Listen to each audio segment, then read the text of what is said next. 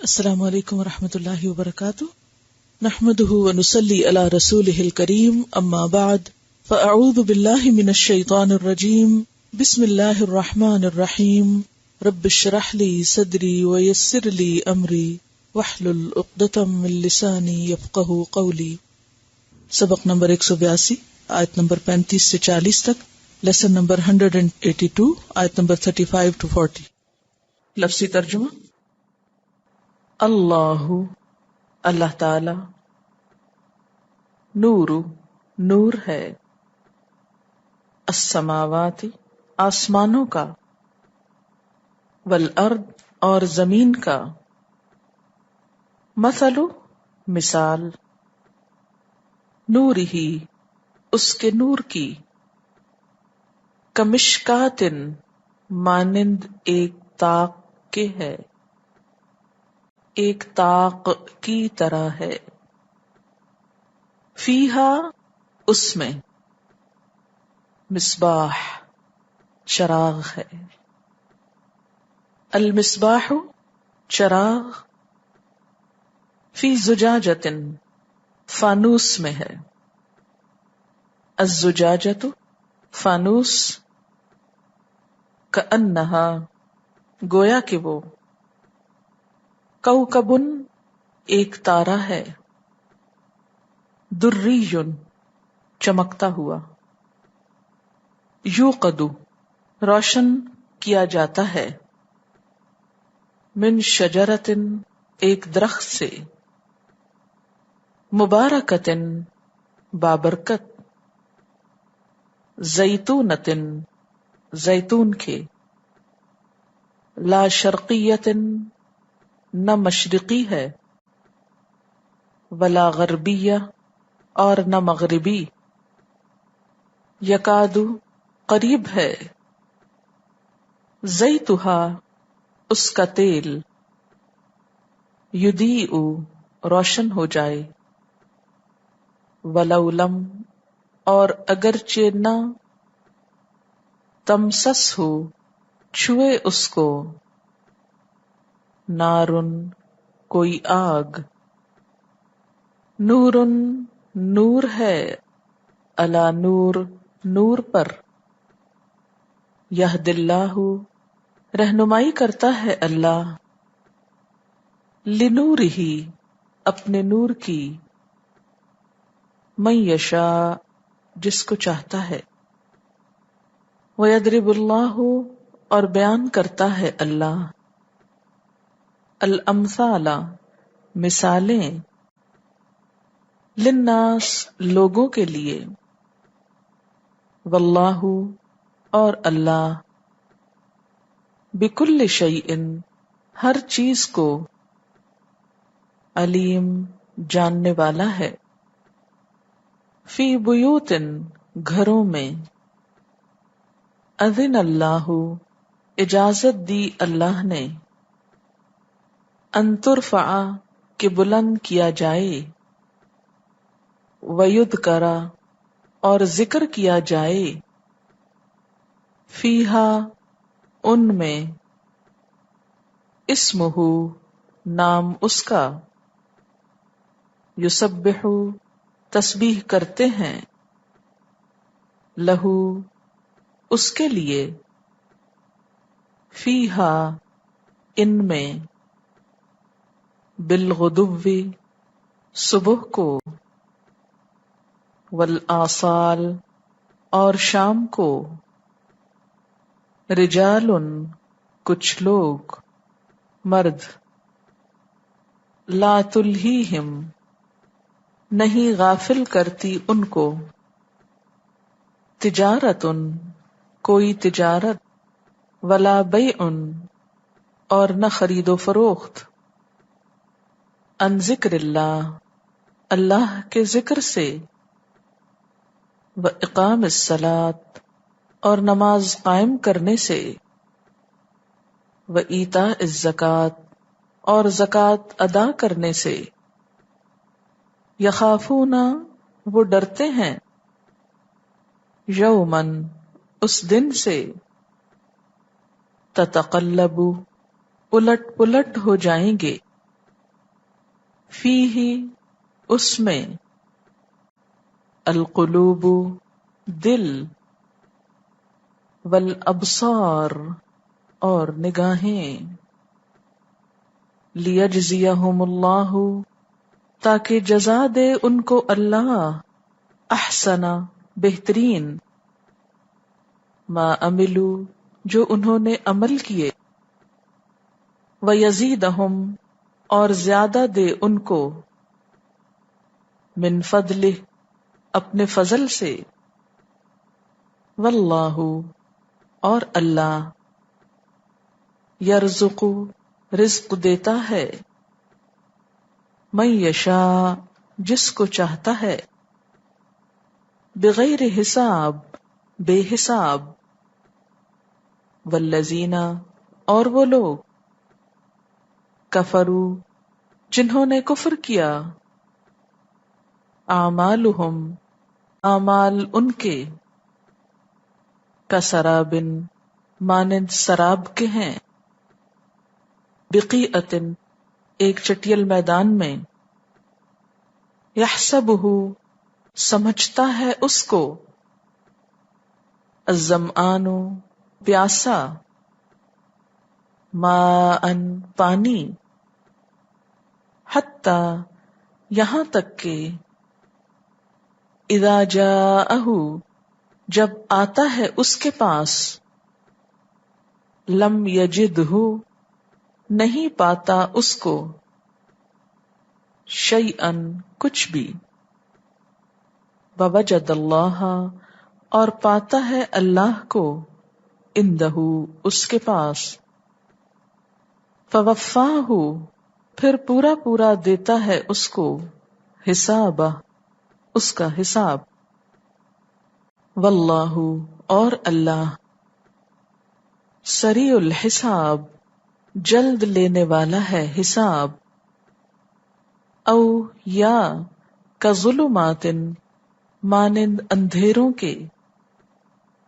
فی بحر سمندر میں، لجی گہرے، یغشاہ ڈھانپ لیتی ہے اس کو، موجن ایک لہر، من فوقہ اس کے اوپر سے، موجن ایک موج ایک لہر، من فوقہ اس کے اوپر سے، سحاب بادل، ظلمات اندھیرے ہیں، بعدھا ان میں سے بعض، فوق بعض بعض کے اوپر، اذا جب، اخرجا نکالتا ہے یا نکالے، یدہ اپنے ہاتھ کو، لم یکد یراہا نہیں قریب کہ دیکھ سکے اس کو یا نہیں دیکھ سکتا اس کو، ومن لم اور جو نہیں، یجعل اللہ لہ نورا بنایا اللہ نے اس کے لیے کوئی نور، فما لہ من نور نہیں اس کے لیے پھر کوئی نور۔ اللہ نور السماوات والارض، اللہ نور ہے آسمانوں کا اور زمین کا۔ نور کا لفظ مصدر ہے اور یہاں بطور مبالغہ کے آیا ہے۔ نور روشنی جو بذات خود روشن ہو اور روشن کرنے والی چیز کے لیے بھی استعمال ہوتا ہے، یعنی نور بمانا نور اور نور بمانا منور بھی، اور یہاں اللہ تعالی کے اسماء حسنی میں سے ہے۔ تو اللہ نور ہے آسمانوں اور زمین کا، یعنی اپنی ذات میں نور ہے، اس کی صفات نور ہے، اس کا کلام نور ہے، اور پھر نور بھی دو طرح کا ہوتا ہے، ایک نور حقیقی جو غیر مخلوق ہوتا ہے، اور دوسرا نور جو مخلوق ہے، یعنی نور غیر مخلوق اور نور مخلوق۔ تو اللہ کون سا نور ہے؟ جو غیر مخلوق ہے۔ تو اللہ نور السماوات والارض، اللہ نور ہے آسمانوں اور زمین کا. جیسے نبی صلی اللہ علیہ وسلم کی دعاؤں میں سے ایک دعا میں آتا ہے اعوذ بنور وجہک الذی اشرقت لہ الظلمات، میں تیرے چہرے کے نور کی پناہ لیتا ہوں جس سے تمام تاریکیاں روشن ہو گئیں. تو گویا نور بمانا منور، روشن کرنے والا. ایک اور حدیث میں آتا ہے کہ حجابہ نور، کہ اللہ کا حجاب یا نقاب جو ہے وہ نور ہے، یا نور اللہ کا حجاب ہے. اگر وہ اس کو کھول دے تو اس کے چہرے کی چمکار یا اس کا نور ان ساری چیزوں کو جلا دے جہاں تک اس کی نگاہ پہنچے. تو جب ہم کہتے ہیں کہ اللہ نور ہے آسمانوں اور زمین کا، تو اس کا معنی کیا ہوا کہ اللہ زمین و آسمان کو منور کرنے والا ہے، روشن کرنے والا ہے. یہ نہیں کہ زمین و آسمان کے اندر اللہ موجود ہے، یہ معنی نہیں ہے اس کا، بلکہ زمین و آسمان میں یا پوری کائنات میں جو کچھ بھی ہمیں نظر آ رہا ہے یا جو بھی ہم دیکھ رہے ہیں، اس کی طرف دراصل ہماری رہنمائی اللہ نے کی ہے. اللہ ہی ان چیزوں کا خالق ہے اور ان چیزوں کو ہمیں دکھانے والا ہے، اور پھر ان چیزوں کی رہنمائی کرنے والا بھی وہی ہے. تو اللہ تعالی کا نور غیر مخلوق ہے، وہ اپنی ذات میں نور ہے، اپنی صفات میں نور ہے، اپنی آیات میں نور ہے، اپنے کلام میں نور ہے. اور نور کی دوسری قسم جو نور مخلوق ہوتی ہے، یہ پھر آگے دو قسم کی ہوتی ہے. یعنی سب سے پہلے تو نور خود دو قسم کا ہے، ایک مخلوق اور دوسرا غیر مخلوق. تو اللہ کون سا نور ہے؟ غیر مخلوق. اور جو نور مخلوق ہے یعنی وہ نور جو اس نے بنایا ہے، وہ پھر دو طرح کا ہے. نور مخلوق دو طرح کا ہے، ایک حسی اور دوسرے مانوی. حسی نور کون سا ہے؟ مثلا سورج، چاند، ستارے. اور مانوی کون سا ہے؟ نور ایمان، علم کا نور، نور ہدایت جو مومن کے دل میں ہوتا ہے. اللہ نور السماوات والارض. کیا سمجھ میں آ رہا ہے؟ کیا محسوس ہو رہا ہے؟ بہت مشکل ہے سمجھنا، آسان نہیں ہے، گراسپ کرنا مشکل ہوتا ہے. ہر چیز کی رہنمائی کرنے والا، ہر چیز کو روشن کرنے والا، ہر چیز کو بنانے والا وہ ہے. یہ نہیں کہ یہ ہر چیز اللہ ہے، یہ یاد رکھیے. آسمان و زمین کا وہ خالق ہے، ہادی ہے، مالک ہے، ان کی رہنمائی کرنے والا ہے، اور اسی کی وجہ سے یہ سب کچھ ہے. ٹھیک ہے؟ تو اللہ نور السماوات والارض، یعنی پوری کائنات کس کی وجہ سے روشن ہے؟ اللہ کی وجہ سے.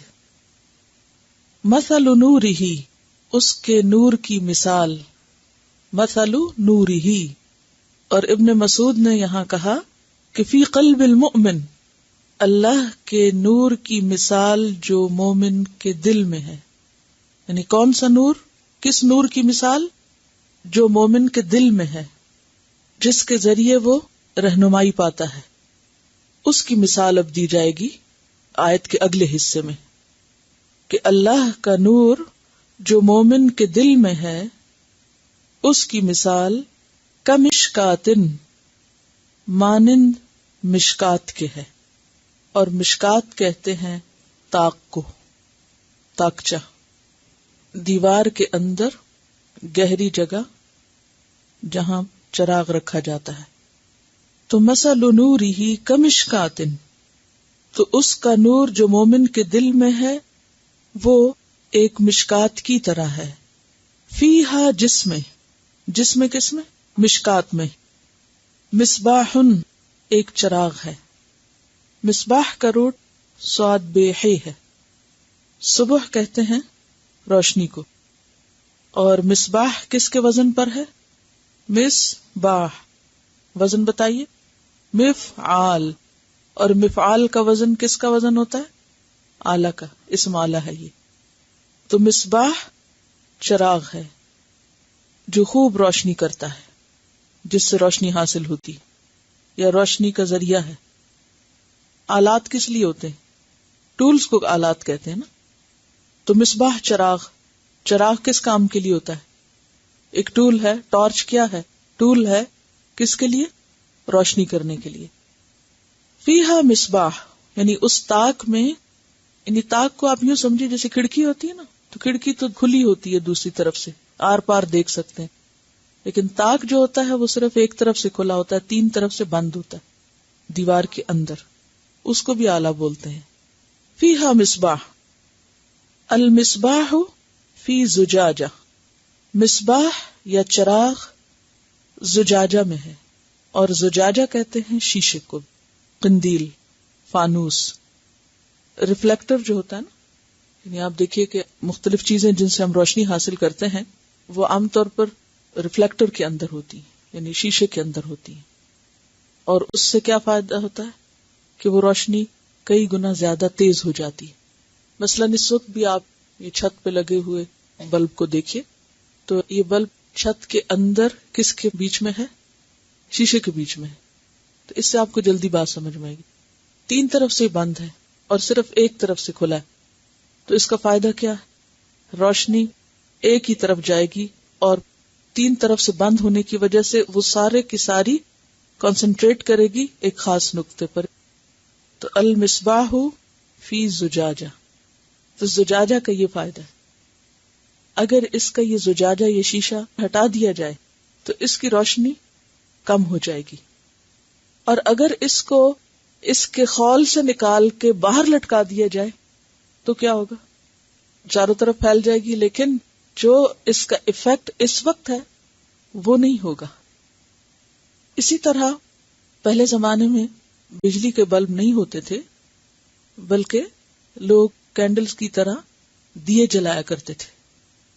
دیے جو جلتے تھے وہ تیل کے اندر ایک بتی سی، جس کو عربی میں فتیل کہتے ہیں، وہ رکھ کے اس کو جلاتے تھے، جسے کینڈل کا دھاگا ہوتا ہے. تو وہ تیل جلتا تھا، اور اگر اس کو سامنے رکھ دیا جاتا تو ہوا کا ایک جھونکا اس کو بجھانے کے لیے کافی ہوتا تھا. تو ہواؤں سے اور ماحول کی کثافت سے بچانے کے لیے عموماً اس کے ارد گرد شیشہ رکھ دیا جاتا. آج کل بھی بہت سی جگہوں پر ایسے چراغ استعمال ہوتے ہیں جس کو لالٹین بولتے ہیں، جن کے آس پاس شیشہ لگا ہوا ہوتا ہے. اور وہ شیشہ کس کام کے لیے ہوتا ہے؟ روشنی کو بڑھانے کے لیے، ریفلیکٹ کرنے کے لیے. اب بھی کیمپنگ کے لیے جب لوگ جاتے ہیں باہر تو وہ خالی ٹارچ کافی نہیں ہوتی ہے، خالی کوئی ایسا بلب جلانے والا کافی نہیں ہوتا، بلکہ ایسا بلب جو شیشے کے اندر ہو جس سے دور تک روشنی پھیلے، وہ زیادہ کارآمد اور فائدہ مند ہوتا ہے. تو المصباح وہ چراغ جو ہے، وہ بلب جو ہے، وہ کس میں ہے؟ زجاجہ میں. اور پھر وہ زجاجہ اور وہ چراغ وہ سب کس میں ہے؟ تاک میں ہے. یعنی پھر آپ دیکھیں چھت کے اندر ہے یہ سب کچھ. حالانکہ اس کو باہر بھی نکال کے لگایا جا سکتا تھا، یا نہیں؟ تو اندر لگانے کا ایک خاص مقصد ہے نا، اس سے روشنی کا ایفیکٹ فرق ہوتا ہے. الزجاجۃ شیشہ، کأنہا گویا کہ وہ، یعنی شیشہ ایسا ہے گویا کہ وہ کوکبن ستارہ ہو. یعنی شیشے کا کام ستارے کی طرح ہے. دریون چمکدار، چمکتا موتی جیسے، چمکدار ستارہ. سورج نہیں کہا اور نہ ہی چاند کہا، بلکہ ستارہ کہا ہے، کیونکہ سورج کو کبھی گہن لگ جاتا ہے، کبھی چاند کو گہن لگ جاتا ہے، یہ نہیں، ستاروں کو گہن نہیں لگتا. اور یہ عام ستارہ نہیں ہے، بلکہ چمکدار تیز ستارہ ہے، تیز روشنی والا ستارہ ہے، اس سے تشبیہ دی جا رہی ہے. اچھا، دریون کا روٹ دال رے ہے. درن موتی کے لیے بھی استعمال ہوتا ہے نا، چمکدار موتی، لؤلؤ. اور ایک اور مادہ اس کا دال رے حمزہ بھی بتایا جاتا ہے، درن. فدرأتم، کیا معنی بتایا تھا درن؟ ابھی سورۃ نور میں بھی آپ نے یہ روٹ پڑھا. فدرأ عنہ العذاب، دور کر دے گی اپنے سے، ہٹا دے گی اپنے سے سزا.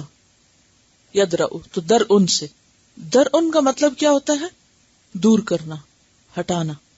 تو ستارہ کیا کرتا ہے؟ دور کرتا ہے کس کو؟ اندھیروں کو، چمک کر. تو یوقد جلایا جاتا ہے کیا؟ مصباح، چراغ. من شجرتن، ایک درخت سے. یعنی اس کے تیل سے، زیت شجرہ ہے مراد. مبارکتن بابرکت، بابرکت درخت کون سا؟ زیتونتن، زیتون کا. پہلے زمانے میں مختلف طرح کے تیل دیے جلانے کے لیے استعمال کرتے تھے، لیکن ان سب میں بہترین تیل زیتون کا تیل ہوتا تھا کیونکہ اس کا دھواں کم اور روشنی زیادہ.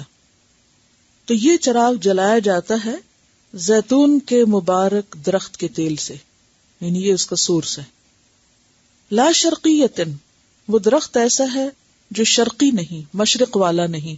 ولا غربیتن، اور نہ غربی ہے یعنی مغرب والا بھی نہیں، بلکہ ان دونوں کے درمیان ہے. اس کے بھی دو معنی کیے گئے ہیں.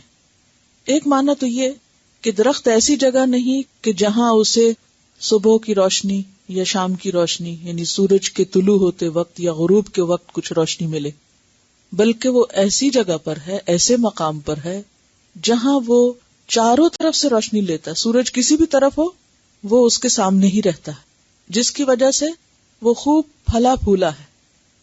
اور ایسا درخت جس کو ہر طرف سے روشنی ملے اس کا پھل بہترین پھل ہوتا ہے، اور جس کا پھل بہترین ہے اس کا تیل بھی بہترین ہے. اور یہ بھی یاد رکھیے کہ زیتون کا تیل جو ہے وہ صرف پھل سے نہیں نکلتا بلکہ درخت سے بھی آتا ہے. دوسرا معنی اس کا یہ ہے کہ یہ پودا یعنی زیتون کا درخت زمین کے درمیانے حصے میں اگتا ہے زیادہ، یہ بہترین پھل وہاں آتا ہے. مشرق، فار ایسٹ یا مغرب، ویسٹ، وہاں زیتون نہیں اگتا. زیتون زمین کے ان حصوں میں اگتا ہے جو زمین کا وسط ہے، یعنی یہ پودا نہ ایسٹرن ہے نہ ویسٹرن ہے بلکہ دونوں کے بیچ میں ہے. طور سینا کی بات آتی، مڈل ایسٹ جسے کہتے ہیں، مڈل ایسٹرن ہے لیکن وہ بھی ایسٹ نہیں ہے بلکہ سینٹر ہے، یعنی شام کا علاقہ جو اس کی بہترین پیداوار کے لیے مشہور ہے. لا شرقیتن ولا غربیتن، یکادو قریب ہے، زیتھا اس کا تیل، کس کا تیل؟ درخت کا تیل یا زیتون کا تیل، یضیء چمک اٹھے، روشن کر دے. اضاء یضیء اضاء روشن کرنا.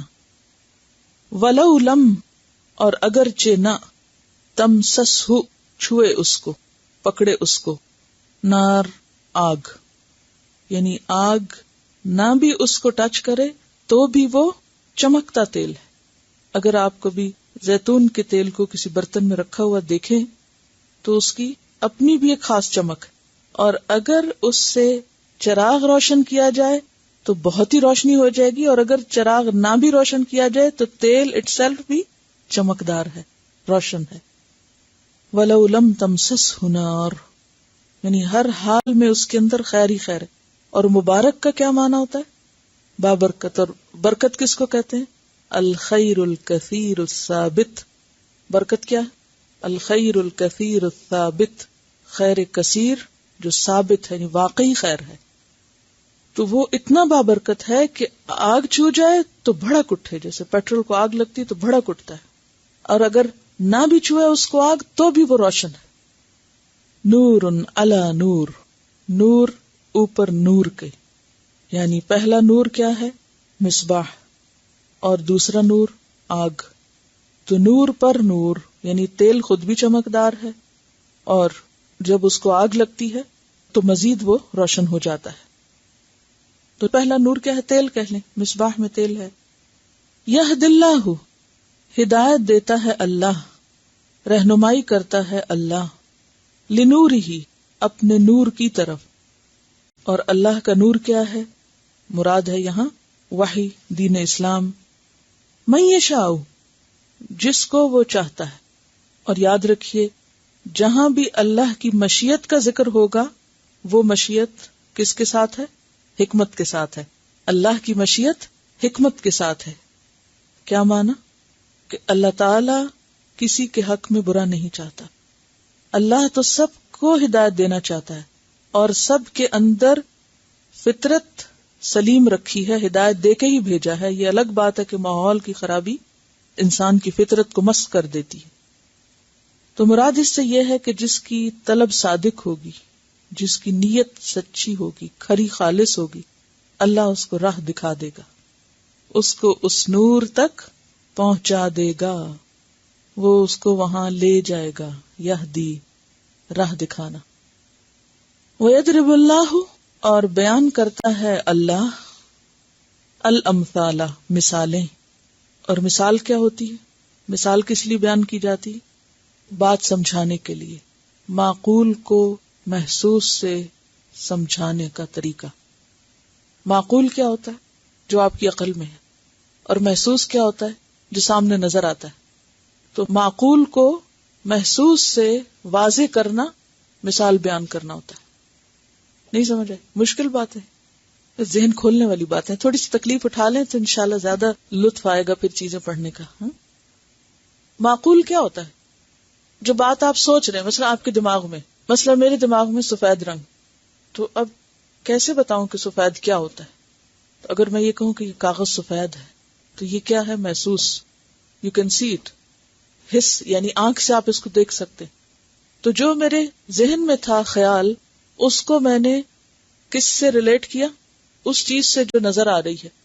یعنی وہ جو نظر نہیں آ رہا آپ کو، اس کو سمجھانے کے لیے کس کا سہارا لیا گیا؟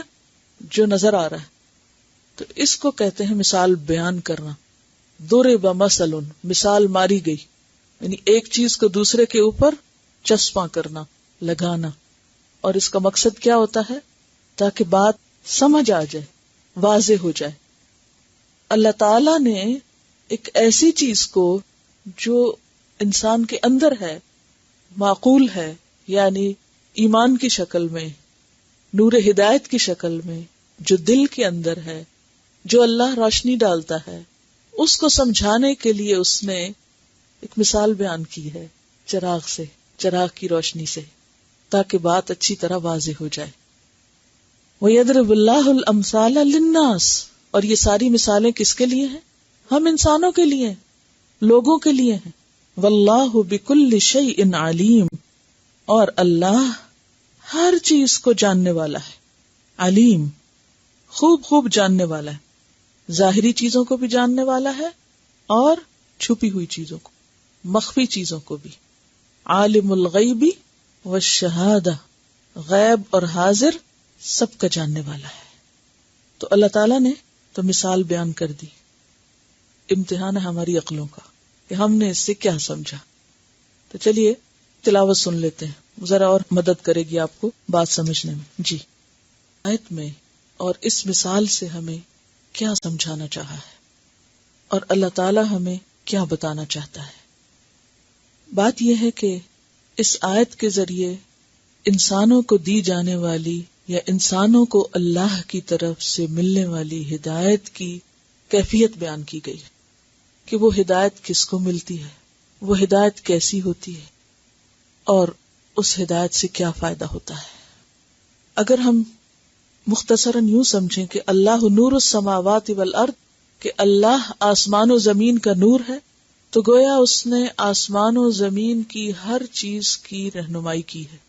یہ کیسے ہو سکتا ہے کہ وہ انسان کی رہنمائی نہ کرے اور انسان کو ہدایت نہ دے؟ انسان کو اس نے کیسے ہدایت دی؟ مثل نورہ، اس کی ہدایت کی مثال. نور یہاں بمانا کیا ہے؟ اللہ کی دی ہوئی ہدایت.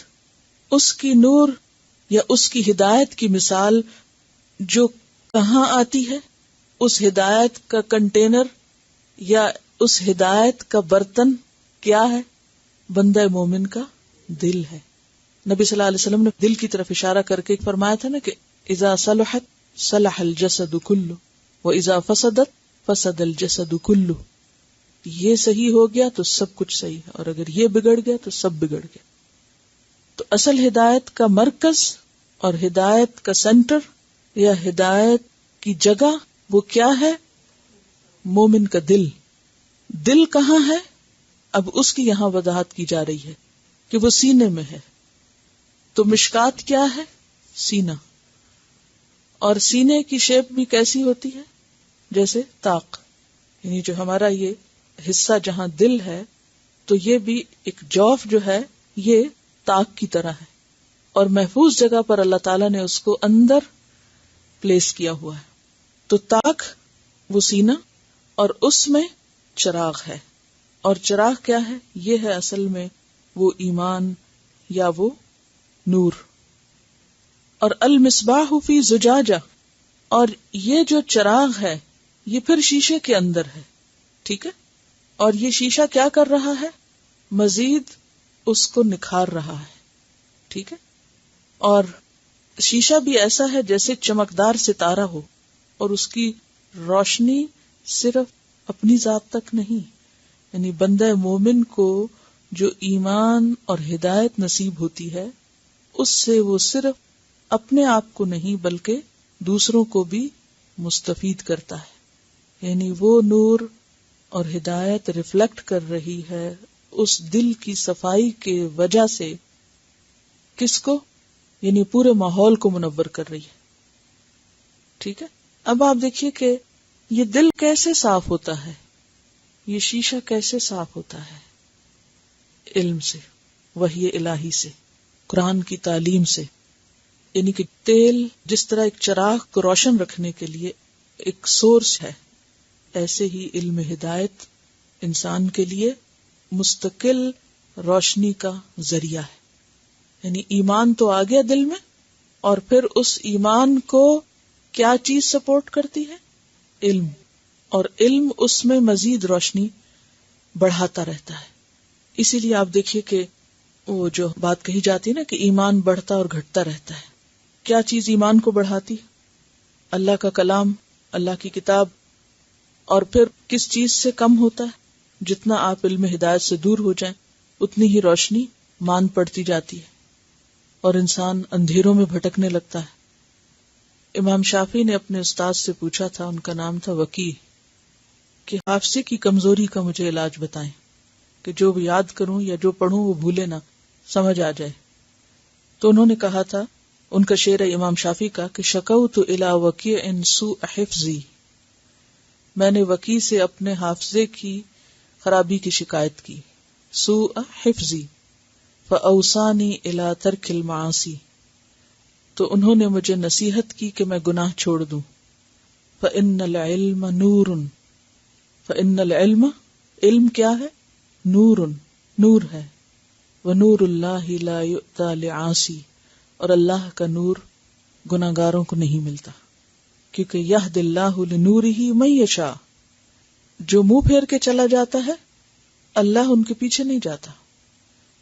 ہدایت ایسی چیز ہے جس کے لیے انسان کے اپنے اندر طلب ہونی چاہیے، کوشش ہونی چاہیے، اور مسلسل اپنا تعلق اور رابطہ اس سورس سے رکھنا چاہیے۔ جیسے اس کو آپ آج کل کی اصطلاح میں یوں سمجھیں کہ مثال کے طور پر آپ نے خوبصورت لیمپ خریدا، آج کل آپ نے دیکھا ہوگا کہ ٹیبل لیمپ بھی ایون کس کے اندر ہوتے ہیں؟ ہال کے اندر بند ہوتے ہیں۔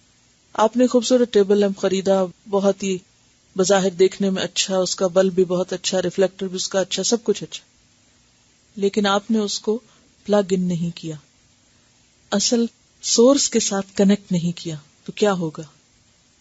روشنی نہیں ہوگی۔ دا مومنٹ آپ اس کو کنیکٹ کریں گے ہر چیز چمک اٹھے گی۔ اسی طرح آپ جسمانی اعتبار سے کتنی بھی صحت مند ہوں، خوبصورت ہوں، دنیا بھر کی کتابیں آپ نے پڑھ رکھی ہوں، بڑی بڑی ڈگریاں ہوں آپ کے پاس، لیکن دل اندھیرا ہی رہے گا جب تک اس کو اصل علم، اللہ کے علم سے کنیکٹ نہیں کریں گے۔ اسی لیے قرآن پاک میں آتا ہے وَمِنْهُمْ أُمِّيُّونَ، کون ہے وہ؟ لا يعلمون الکتاب، ان میں سے کچھ ان پڑھ لوگ ہیں۔ کون ہے وہ؟ جو کتاب نہیں جانتے۔ تو اصل ان پڑھ وہ نہیں جو دنیا کے کسی اسکول اور یونیورسٹی میں نہیں پڑھا، بلکہ اصل ان پڑھ وہ ہے، خواہ وہ ہائیسٹ ڈگری دنیاوی اعتبار سے رکھتا ہو، جسے اللہ کے کلام کی خبر نہیں، جو اللہ کی کتاب کو نہیں جانتا، جو اس نور ہدایت سے بے خبر ہے۔ وحی الہی آسمانی علم سے بیگانہ ہے۔ تو اللہ نور السماوات والارض، اصل ہادی کون ہے؟ اصل روشنی دینے والا کون ہے؟ اصل ہدایت کس کے پاس ہے؟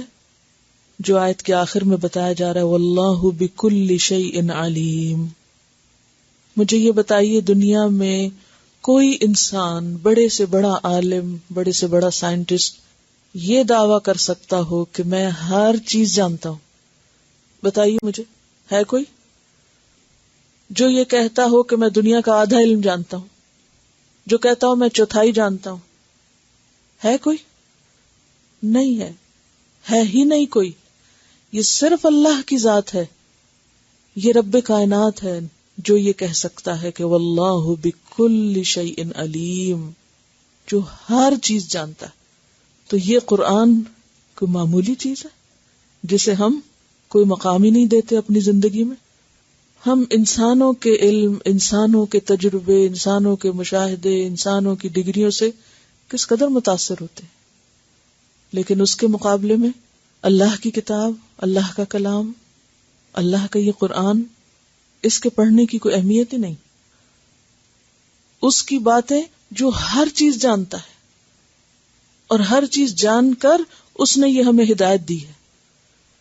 اس کے بغیر کوئی کہے کہ میں ہدایت یافتہ ہوں اور میرے پاس نور ہے اور میں روشن خیال ہوں، یہ سراسر جہالت کی باتیں. شیطان نے کیسے کیسے دھوکے دیے انسان کو. آج کل روشن خیال کس کو کہا جاتا ہے؟ جو قرآن سے کلی طور پر جاہل ہو، اور قرآن پڑھنے والا وہ بیکورڈ ہے، ان کے نزدیک وہ تو احمق ہے. تو وہ اللہ جو ہر چیز جاننے والا ہے، جو ہمارے دلوں کے اندر اٹھنے والے خیالات تک سے واقف ہے، جو ہماری رگ رگ ریشے ریشے سے واقف ہے، وہی اصل میں ہمارا ہادی ہو سکتا ہے. وہ رب جس نے پوری کائنات کو راستہ دکھایا ہے. الذی اعطى کل شیء خلقہ ثم ہدی، سورۃ طٰہٰ میں آپ پڑھ چکے، جس نے ہر چیز کو اس کی صورت بخشی اور پھر اس کو راہ دکھائی. تو وہ ہے اصل ہادی. اللہ نور السماوات والارض، اور اس کے بغیر جہالت جس میں لوگ ہاتھ پاؤں مارتے پھر رہے ہیں. اس نے جو ہدایت دی ہمیں، جو روشنی بخشی، اس روشنی کے بخشنے کا اور عطا کرنے کا طریقہ کیا ہے اس کا؟ وہ کہاں ڈالی اس نے؟ کہاں رکھی؟ دل میں رکھی.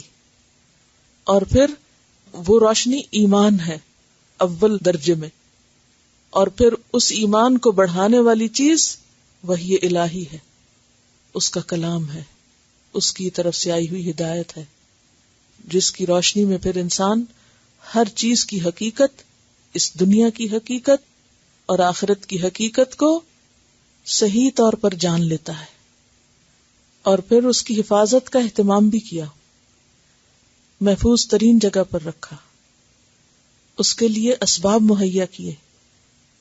اور پھر یہ ایمان انسان کو اور یہ علم ایک معتدل انسان بناتا ہے، جس میں کوئی تعصب نہیں ہوتا، جس میں کوئی شرقی غربی نہیں ہوتا. اور قلب مومن ہر آن روشن رہتا ہے. نور علی نور، ایمان کے اوپر ہدایت کا نور، یعنی پہلا نور ایمان کا، اور اس پر مزید دین کی تعلیم، نور علی نور.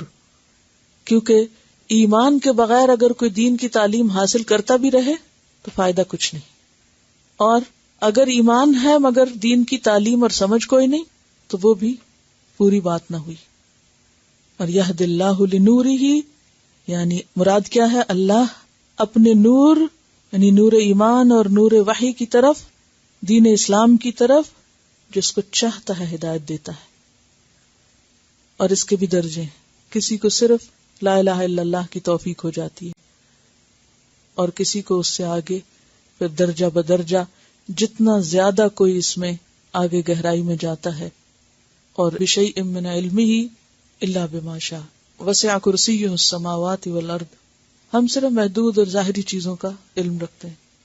ہم تو یہ بھی نہیں جانتے کہ ہمارے جسم میں سیل کتنے ہیں یا ہمارے جسم پہ بال کتنے ہیں، لیکن اللہ کو سب پتا ہے. ما تسقط من ورقۃ، کوئی پتا جو گرتا ہے وہ اس کے علم میں ہوتا ہے. ایک مٹھی میں جو ریت آتی ہے اس ریت کے ذرات کو ہم نہیں گن سکتے، اور باقی چیزوں کو تو کیا گنیں گے. لیکن اس قدر بے نیاز ہے وہ اللہ، اتنی خوبصورت چیزیں، اتنا کچھ بنا کے جو چھپے ہوئے ہماری آنکھوں سے، ہماری نیکڈ آئیز نہیں دیکھ سکتی کہ ایک چیز کے اندر کیا کچھ ہے. مثلا سنو کا جب ایک فلیک گرتا ہے تو اس کے اندر کتنے خوبصورت ڈیزائن ہوتے ہیں، اور وہ کتنی دیر کے لیے باقی رہتا ہے، شاید ایک سیکنڈ بھی باقی نہ رہے، اس کے اندر کیا کچھ چھپا ہوا ہے اور کتنے فلیکس گرتے ہیں، اور ہر ایک کا ایک الگ ہی ڈیزائن ہوتا ہے. اس کو تو کوئی پرواہ نہیں کہ کوئی دیکھ سکے ان کو یا کوئی ضرور دیکھے، کیا کچھ اس نے بنایا ہوا ہے. لیکن وہ سب کی تعریف سے بے نیاز ہے، وہ اپنی ذات میں خود محمود ہے. یکاد زیتھا، ہا کی ضمیر یہاں درخت کی طرف جا رہی ہے، یعنی اس درخت کا تیل جو ہے، ٹھیک ہے. اور ولو لم تمسس ہو کی ضمیر تیل اور وہ جو چراغ ہے دونوں کی طرف جا رہی ہے، کہ ان کو اگر نہ بھی آگ لگے تو بھی وہ چمک رہا ہے. چراغ جو ہے وہ اپنے شیشے کی وجہ سے، زیت جو ہے وہ اپنی ویسی طبعی چمک کی وجہ سے. چلیے پھر ایک دفعہ سنتے ہیں تلاوت. اللہ نور السماوات والارض مثل نوره كمشكاة فيها مصباح المصباح في زجاجة الزجاجة كأنها كوكب دري يوقد من شجرة مباركة زيتونة لا شرقية ولا غربية يكاد زيتها يضيء ولو لم تمسسه نار نور على نور يهدي الله لنوره من يشاء ويضرب الله الأمثال للناس والله بكل شيء عليم. اس میں آپ دیکھیے کہ جو شیشہ ہے اس کی خاص چمک کا یہاں ذکر کیا گیا ہے، کأنہا کوکب دری، کیونکہ جتنا اچھا شیشہ ہوتا ہے اتنا زیادہ چراغ اس میں چمکتا ہے. اگر چراغ اچھا بھی ہو لیکن شیشہ گھٹیا ہو تو کیا ہوتا ہے، روشنی اتنی نہیں پھیلتی.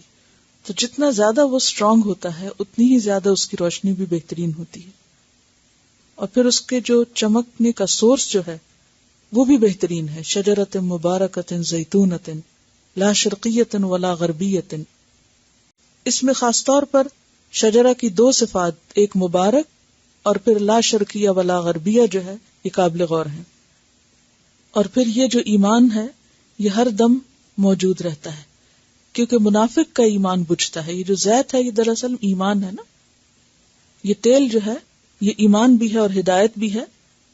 آپ یوں دیکھیے کہ مومن کا جو نور ہے وہ کم زیادہ تو ہوگا، مکمل طور پہ بجھتا نہیں، کیونکہ اگر وہ بجھ جائے تو کبھی جلنا اور کبھی بجھنا کیا ہے، منافقت، اور بالکل بجھنا کیا ہے، کفر، اور شرک کیا ہے، اندھیرے، وہاں تو کچھ ہے ہی نہیں.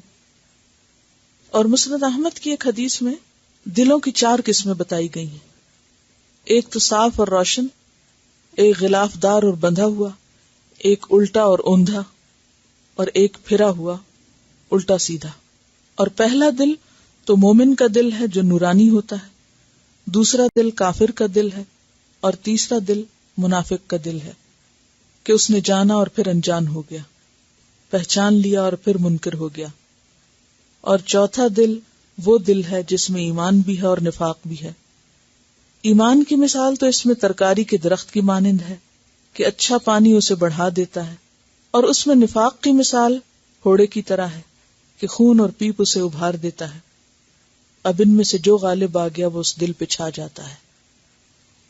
ایک اور بات یاد رکھیے کہ یہ مثال یا یہ تمثیل جو ہے مرکب ہے. ایک تمثیل ہوتی ہے مفرد اور ایک ہوتی ہے مرکب. مرکب کیا ہے؟ یعنی کمپاؤنڈ، ٹھیک ہے. اسی لیے تھوڑا سا سمجھنے میں آپ کو مشکل پیش آتی ہے، اور ایک دفعہ پڑھنے کے بعد پھر دوبارہ پڑھتے ہیں تو آپ کا ذہن کسی اور طرف چلا جاتا ہے. تو جو مرکب تمثیل ہوتی ہے اس میں بعض اوقات ایک چیز جو ہے اس کے 2 معنی بھی نکلتے ہیں، یعنی ایک چیز کو 2 چیزوں سے بھی مشابہت ہوتی ہے. اور اس میں آپ دیکھیے کہ یہ جو چراغ کے آس پاس جو شیشہ رکھا گیا ہے وہ حفاظت کے لیے بھی ہے نا، کیونکہ اگر شیشہ نہ ہو تو وہ کسی وقت بھی بجھ سکتا ہے. تو اللہ تعالیٰ نے جس انسان کو ہدایت دی اور اس کے لیے ہدایت میں اضافے کا سامان کیا، یہ پھر خاص اللہ ہی کی عنایت ہے بندوں پر، کیونکہ ہدایت صرف اللہ دیتا ہے. اس میں بندے کی طلب ضرور ہوتی ہے، لیکن ہدایت کسی انسان کے بس کی بات نہیں. انک لا تہدی من احببت، آپ جس سے محبت رکھتے ہوں اس کو ہدایت نہیں دے سکتے.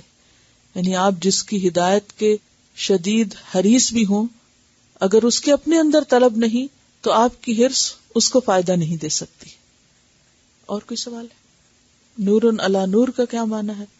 یعنی پہلا نور تو ایمان ہے جو بندے کو نصیب ہوتا ہے، اور پھر اس کے اوپر ہدایت ہے، وحی الہی ہے جو اس کو مزید جلا بخشتی ہے. ایک تو آپ کے اندر چراغ ہے جو جل اٹھا کس سے؟ نور ایمان سے. اور پھر کیا ہوا؟ اس کو چمکایا کس نے؟ وہ جو شیشے نے. اور شیشہ کیا ہے پھر؟ علم ہے. یعنی اس سے مزید ریفلیکشن ہوئی اور زیادہ وہ اسٹرانگ ہو گیا. یعنی علم اس کو مزید پروٹیکشن دیتا ہے اور اس ایمان کو مزید چمکاتا ہے اور بڑھاتا ہے. ٹھیک ہے. یعنی اللہ تعالیٰ نے انسان کی فطرت میں خیر رکھی، ہدایت کے مواقع اس کو دکھائے، اور وہ مواقع دیکھتے ہی اس شخص کو فوراً بات سمجھ آئی، اس نے فوراً ہدایت قبول کر لی. اس کو آپ عملی زندگی میں لوگوں کے اندر دیکھیے. اس مثال کو چھوڑیے، اب انسانوں کو دیکھیے. آپ انسانوں میں سے بعض لوگ ایسے ہوتے ہیں کہ جو مسلسل کسی چیز کی تلاش میں رہتے ہیں.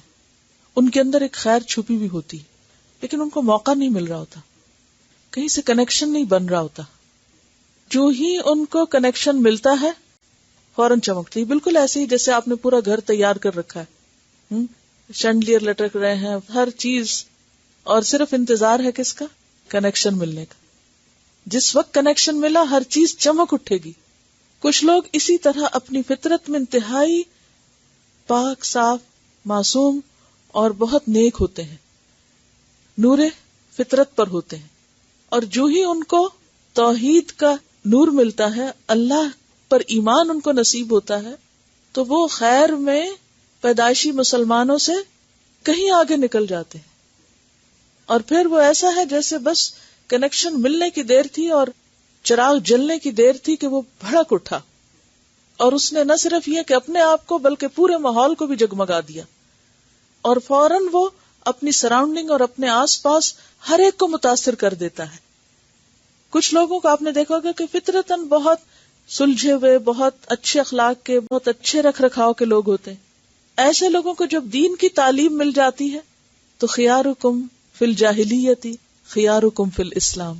جو دور جاہلیت میں اچھے سلجھے ہوئے لوگ ہوتے ہیں، اچھے مزاج کے، نرم مزاج کے، نرم دل کے، کیا ہوتا ہے کہ جب ان کو اسلام کی تعلیم ملتی ہے، اور سارے صحابہ کرام اس میں شامل ہیں کہ وہ کیا تھے؟ اپنے ماحول میں ایک طرح سے چنے ہوئے لوگ تھے. حضرت عمر کی مثال آپ دیکھیے کہ جو ہی ایمان نصیب ہوا تو کس قدر خیر ان کی ذات سے پھر لوگوں کو پہنچی، پوری دنیا کو روشن کر دیا. اور صرف اس وقت کے لوگوں کو نہیں، رہتی دنیا تک کے لوگوں کے لیے ایسے لوگ مثالیں بن گئے. تو اللہ نے وہ خیر تو رکھی، پوٹینشیل تو ہے ہمارے اندر، لیکن وہ ابھرے گا کیسے؟ وہ ایمان کی قوت سے، وہ علم میں اضافے سے.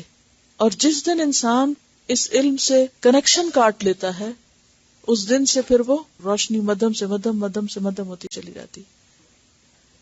اب مثلاً آپ اپنے آپ کو دیکھیے، آپ ایسا نہیں کہ خیر کے کام پہلے نہیں کرتے ہوں، پہلے بھی کرتے ہیں، لیکن جو قرآن پڑھ رہے ہیں، وہ جو گہرائی آتی جا رہی، اور وہ جو یقین میں پختگی، جیسے ہر حال میں خیر اور بھلائی سے ہی کام لینا ہے، ماحول کچھ بھی ہو، حالات کچھ بھی ہو، ہوا موافق ہو یا مخالف ہو، چونکہ وہ شیشے کے اندر ہے اب چراغ، تو کیا ہے؟ تو محفوظ ہے. آندھیاں اور طوفان اور ماحول کی کثافتیں اور لوگوں کی اور ماحول کی خرابیاں، وہ چیزیں وہاں آ کر رک جاتی. اب اس میں ایک رویہ تو یہ ہو سکتا ہے کہ وہ چراغ بجھے، اور ایک یہ ہے کہ وہ جلتا رہے اور آس پاس کے اندھیروں کو بھی دور کرتا رہے.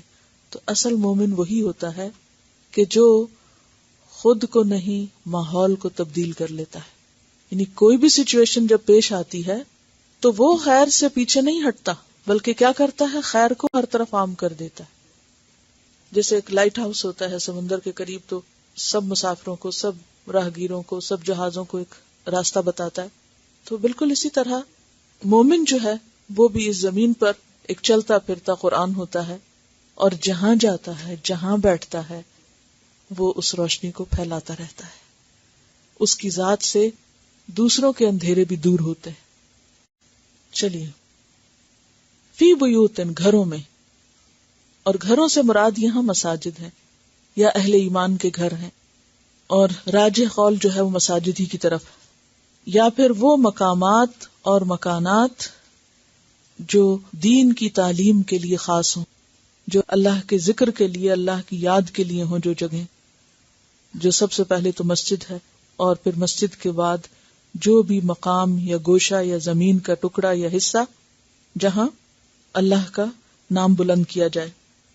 فی بیوتن، یہ اہل ایمان جن کے اندر ایمان اور جن کے اندر علم ہدایت ہو، وہ کہاں ہوتے ہیں؟ فی بیوتن، ان گھروں میں پائے جاتے ہیں. یعنی ایسے لوگ کہاں ملیں گے آپ کو جن کی یہ صفات ہیں؟ رجل قلبہ معلق بالمساجد. عرش الہی کے تلے 7 لوگ جو ہوں گے، ان میں سے ایک وہ کہ جس کا دل مسجد کے ساتھ معلق رہے، مسجد کی محبت اس کے دل میں. فی بیوتن، ان گھروں میں، اذن اللہ، اللہ نے حکم دیا. اور اذن بھی کونی اور شرعی ہوتا ہے، اور یہاں شرعی حکم ہے. اللہ نے حکم دیا ان ترفع، کہ بلند کیا جائے. اور رفع بھی حصی یا مانوی ہوتی. حصی رفع کیا ہوتی ہے؟ حصی طور پر اٹھانا. جیسے ابراہیم علیہ السلام نے کیا کیا تھا، وَإِذْ يَرْفَعُ ابراہیم القواعد من البیت، وہ اللہ کے گھر کی بنیادیں اٹھا رہے تھے حصی طور پر. اور رفع مانوی کیا ہوتا ہے؟ تعظیم کرنا، کسی کا مقام اور مرتبہ بلند کرنا. ٹھیک ہے. ان ترفع، کہ بلند کیا جائے، یعنی تعظیم کی جائے. وَيُذْكَرَ، اور ذکر کیا جائے، فیہا، ان میں، اسمہ، اس کا نام. کس کا نام؟ اللہ کا نام. یعنی اللہ کا نام ان میں لیا جائے. تو اسم سے مراد اللہ کا نام، اللہ کی توحید بیان کرنا. اللہ کا کلام بھی مراد لیا گیا، اس سے قرآن بھی مراد ہے. یعنی ذکر کیا جائے ان میں اس کا نام، یعنی اس کا کلام یا اس کا ذکر. کہاں؟ مساجد میں یا مومنوں کے گھروں میں، کیونکہ مومن کے لیے تو پوری زمین ہی مسجد ہے سوائے حمام کے اور قبرستان کے. لیکن وہ مسجد خاص معنی میں بھی کہ جو علاقہ نماز کے لیے مخصوص کیا جاتا ہے، جس کو اصطلاحی معنی مسجد کا دیا جاتا ہے. یسبحو، تسبیح کرتے ہیں. کون؟ وہ لوگ جو ان جگہوں پہ پائے جاتے ہیں. اور تسبیح سے مراد بھی 2 ہیں. نمبر 1 نماز، اور نمبر 2 ذکر عام. فیہا، ان میں، کن میں؟ ان گھروں میں. بالغدو، صبح کے وقت. غدا یغدو سے غدون مصدر ہے اور جمع کے معنی میں ہے یہاں، یعنی صبحوں کے وقت. والآصال، اور پچھلے پہر یا شام کے وقت. آصال جمع ہے اصیل کی. عصر سے مغرب کا وقت، آخر النہار جس کو کہتے ہیں. اگر اس سے مراد یسبح سے نماز پڑھنا لیا جائے تو کون سی نمازیں ہوں گی؟ فجر اور عصر. ایک صحیح حدیث میں آتا ہے کہ من صلی البردین دخل الجنہ، جس نے 2 ٹھنڈی نمازیں پڑھی وہ جنت میں داخل ہوا. مراد فجر اور عصر کی نماز. اور عصر کی نماز کی اپنی اہمیت بھی ہے. حافظوا علی الصلوات والصلاۃ الوسطی، اور اس سے مراد عصر کی نماز ہے. اور یہ جو بردین والی حدیث ہے یہ مسلم کی حدیث ہے. تو اگر ہم مانا یوں کریں کہ اس میں اس کی تسبیح کی جاتی ہے صبح و شام، تو مراد اگر نماز ہو تو فجر اور عصر کی نمازوں کی طرف خاص اشارہ ہے. اور فجر عصر ہی کا ذکر کیوں کیا گیا؟ کیونکہ ایک دن کے آغاز پہ ہے، ایک دن کے آخری حصے میں ہے. تو جو کام آغاز اور اختتام پر ہو رہا وہ ایک طرح سے سب کو شامل کر لیتا ہے. جیسے جنت میں لوگوں کو جو کھانا پینا ملے گا وہ اس کے بارے میں کیا آتا ہے؟ وَلَهُمْ فِيهَا رِزْقُهُمْ بُكْرَةً وَعَشِيًّا، اس کا مطلب ہے کہ باقی وقت بھوکے رہیں گے، کچھ نہیں ملے گا. وَلَهُمْ فِيهَا مَا يَشْتَهُونَ ہے، جو چاہیں گے کھا سکتے ہیں. لیکن خاص طور پر صبح شام کا ذکر کیوں کیا گیا کہ وہ ایک اہتمام کے لیے بھی، اور جو کام صبح شام ہو گویا وہ راؤنڈ دا کلاک ہو گیا، یعنی وہ سب کو شامل کر لیتا ہے. جب آپ کبھی یہ کہیں کہ میں یہ کام ہر وقت کرتا ہوں تو آپ عام طور پہ کیا کہتے ہیں؟ صبح شام کرتا ہوں. یعنی کہ مراد اس سے کیا ہوتی ہے؟ بول کے صبح شام یعنی سارا دن. تو یسبح لہ سے اگر مراد ذکر لیا جائے، عام تسبیح لی جائے، تو اس سے مراد کیا ہے کہ وہ ہر وقت اللہ کو یاد کرتے ہیں، صبح شام یاد کرتے ہیں. تو خلاصہ کیا ہے آیت کا؟ معنی کیا ہے؟ مفہوم کیا ہے؟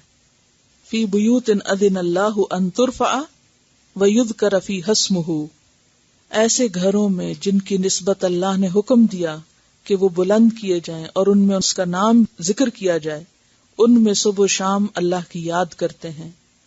کون لوگ یاد کرتے ہیں؟ یہ جن کے دلوں میں نور ہے، نور ایمان اور نور ہدایت ہے.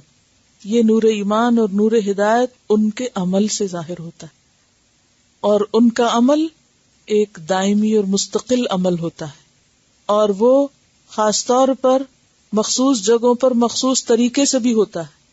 یاد رکھیے، مخصوص جگہوں پر مخصوص طریقے سے. مخصوص جگہیں کون سی؟ بیوت سے مراد مسجدیں، اور مخصوص طریقہ یسبح سے مراد یصلی.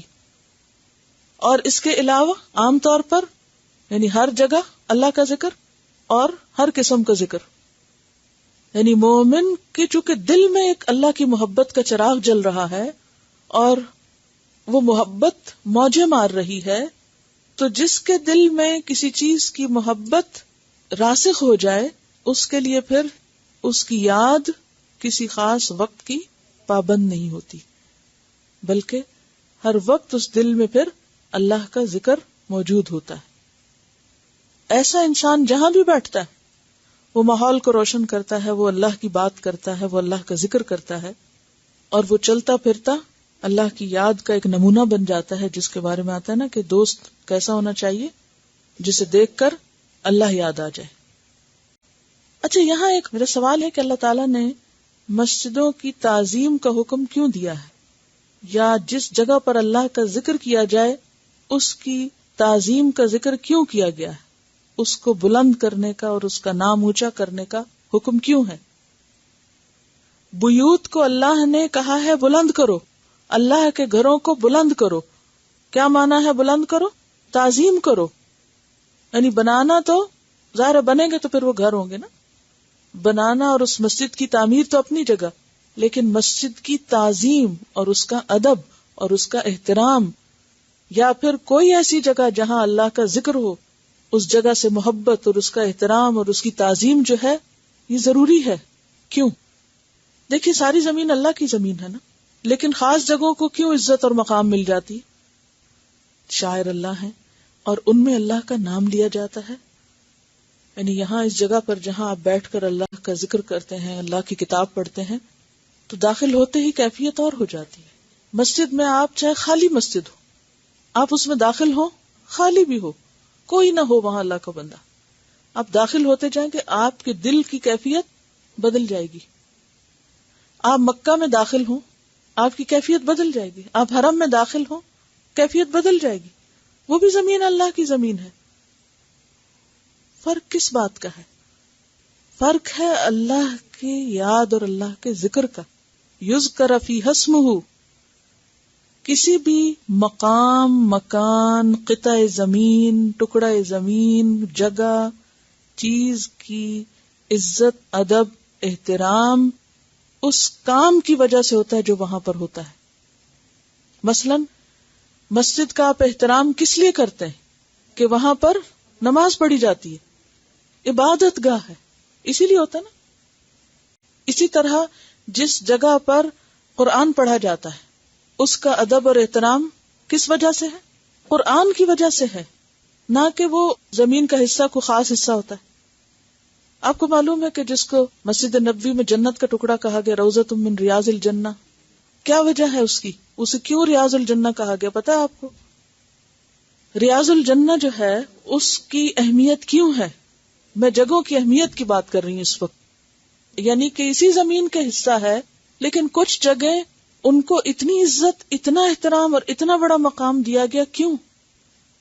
آپ صلی اللہ علیہ وسلم وہاں تعلیم دیتے تھے، وہ تعلیم کی جگہ تھی، وہاں خطبہ ہوتا تھا، وہاں تعلیم ہوتی تھی، وہ مدرسہ تھا، وہ مسجد تھی، عبادت ہوتی تھی. اس عبادت اور تعلیم کی وجہ سے اس جگہ کو جنت کا باغ قرار دیا گیا. مسجدوں کو بھی کیا کہا گیا ہے؟ ایک حدیث میں آتا نا کہ جب جنت کے باغوں میں جاؤ تو وہاں سے کچھ کھا لیا کرو. تو مراد اس سے کیا تھی؟ مسجدیں. اور وہاں سے کچھ کھانا، وہاں کے پھل کھایا کرو. کیا ہے؟ ذکر. اللہ کا ذکر جو ہے وہ ہمارے لیے ایک طرح سے کیا ہے؟ روحانی غذا ہے. اور غذا میں بہترین غذا کیا ہوتی ہے؟ فروٹ. اچھا، اب اسی بات کو آگے بڑھاتے ہیں. مکہ ہو، مدینہ ہو، مسجدیں ہو، مسجد حرام جو سب سے زیادہ اہم جگہ ہے، جہاں ایک نماز جو ہے وہ لاکھ نمازوں کے برابر ہو جاتی ہے. حالانکہ نماز ہے نا، ہم تو وہی ہیں، ہم وہی کچھ پڑھتے ہیں یا کچھ زیادہ پڑھتے ہیں، اس میں اتنا ہی پڑھتے ہیں. لیکن ایک جگہ سے دوسری جگہ جانے سے فرق ہو گیا. آپ گھر میں نماز پڑھیں، ایک حصہ ہے وہ. مسجد میں جا کے پڑھیں 27 گنا. مسجد نبوی میں جا کے پڑھیں 1000 نمازیں. مسجد حرام میں جا کے پڑھیں 1,00,000 نمازیں. نماز وہی ہے اور آپ بھی وہی ہیں. فرق کس چیز کا ہے؟ جگہ کا ہے. تو اس سے کیا ثابت ہوتا ہے کہ ایک جگہ کو دوسری جگہ پر فضیلت حاصل ہے، اور اس فضیلت کی وجہ وہاں کیا جانے والا عمل.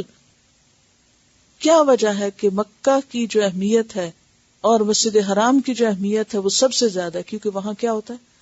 حج، عمرہ، طواف ہوتا ہے وہاں. سب سے پہلی مسجد، یعنی سب سے قدیم مسجد ہے وہ، یعنی سب سے زیادہ نمازیں وہاں پڑھی گئی. اور پھر یہ کہ قرآن مکہ میں اترا ہے، اس وجہ سے مکہ کی اہمیت ہے. جبریل علیہ السلام کی کیوں اہمیت ہے؟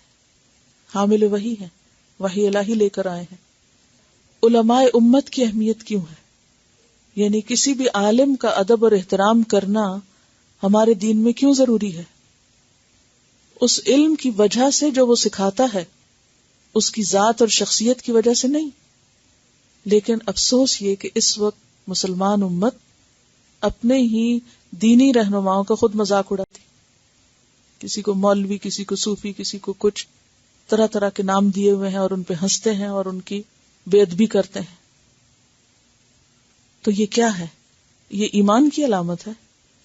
مکہ مدینہ کی بے حرمتی ایمان کی علامت ہے، یا اس کا مذاق اڑانا، یا اس پر تنقید کرنا، یا اس کے بارے میں غلط الفاظ استعمال کرنا، یا کسی مسجد کے بارے میں، کیا یہ ایمان کی علامت ہے؟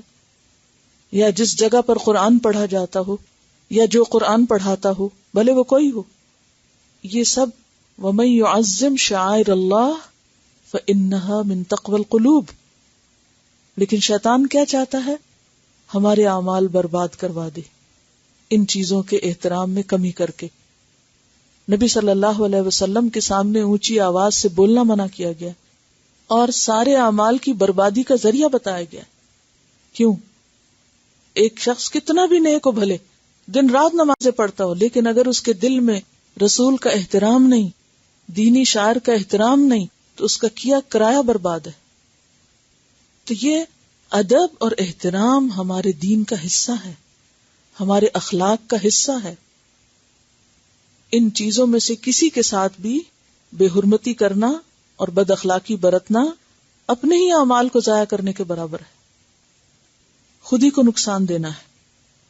اور پھر آپ دیکھیے کہ مسجد کو کیا کہا گیا؟ اللہ کا گھر. یعنی نسبت کس سے دی گئی نا؟ اللہ کا گھر کوئی معمولی چیز ہے؟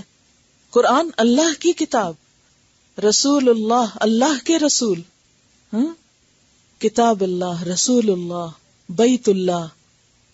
تو جن چیزوں کی نسبت اللہ کے ساتھ ہو جائے وہ ہمارے لیے کیا ہو جاتے ہیں؟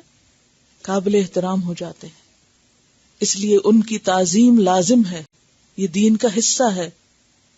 اذن اللہ ان ترفع، اللہ نے فیصلہ کر دیا، اجازت دے دی، حکم دے دیا کہ ان کی تعظیم کی جائے. یعنی یہاں صرف بنانا مراد نہیں ہے کہ ان کو بنایا جائے، اس سے مراد تعظیم ہے. تو اسی لیے ہم دیکھتے ہیں کہ مسجد میں جانے کے خاص آداب ہوتے ہیں کہ آپ لہسن پیاز کھا کے نہیں جائیں، اور آپ وہاں آواز بلند نہیں کریں، وہاں خرید و فروخت نہیں کریں، اور کیا نہیں کریں، شور ہنگامہ. پہلے پارے میں آپ مسجد کے کچھ آداب کے بارے میں پڑھ بھی چکے ہیں. جوتے لے کے اندر نہیں جائیں، اور پھر یہ کہ مسجد جس کام کے لیے اسی کے لیے اس کو استعمال کیا جائے، نہ کہ یعنی اصل مقصد تو بھول جائے اور چیزیں اس میں شامل ہو جائیں. یعنی کہ وہ کاروباری مرکز نہیں ہوتے، وہ کیا ہے؟ روحانی مرکز ہوتے ہیں.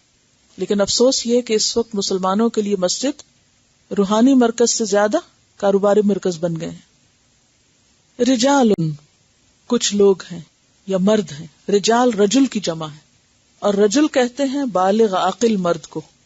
یعنی ان گھروں میں کون پائے جاتے ہیں؟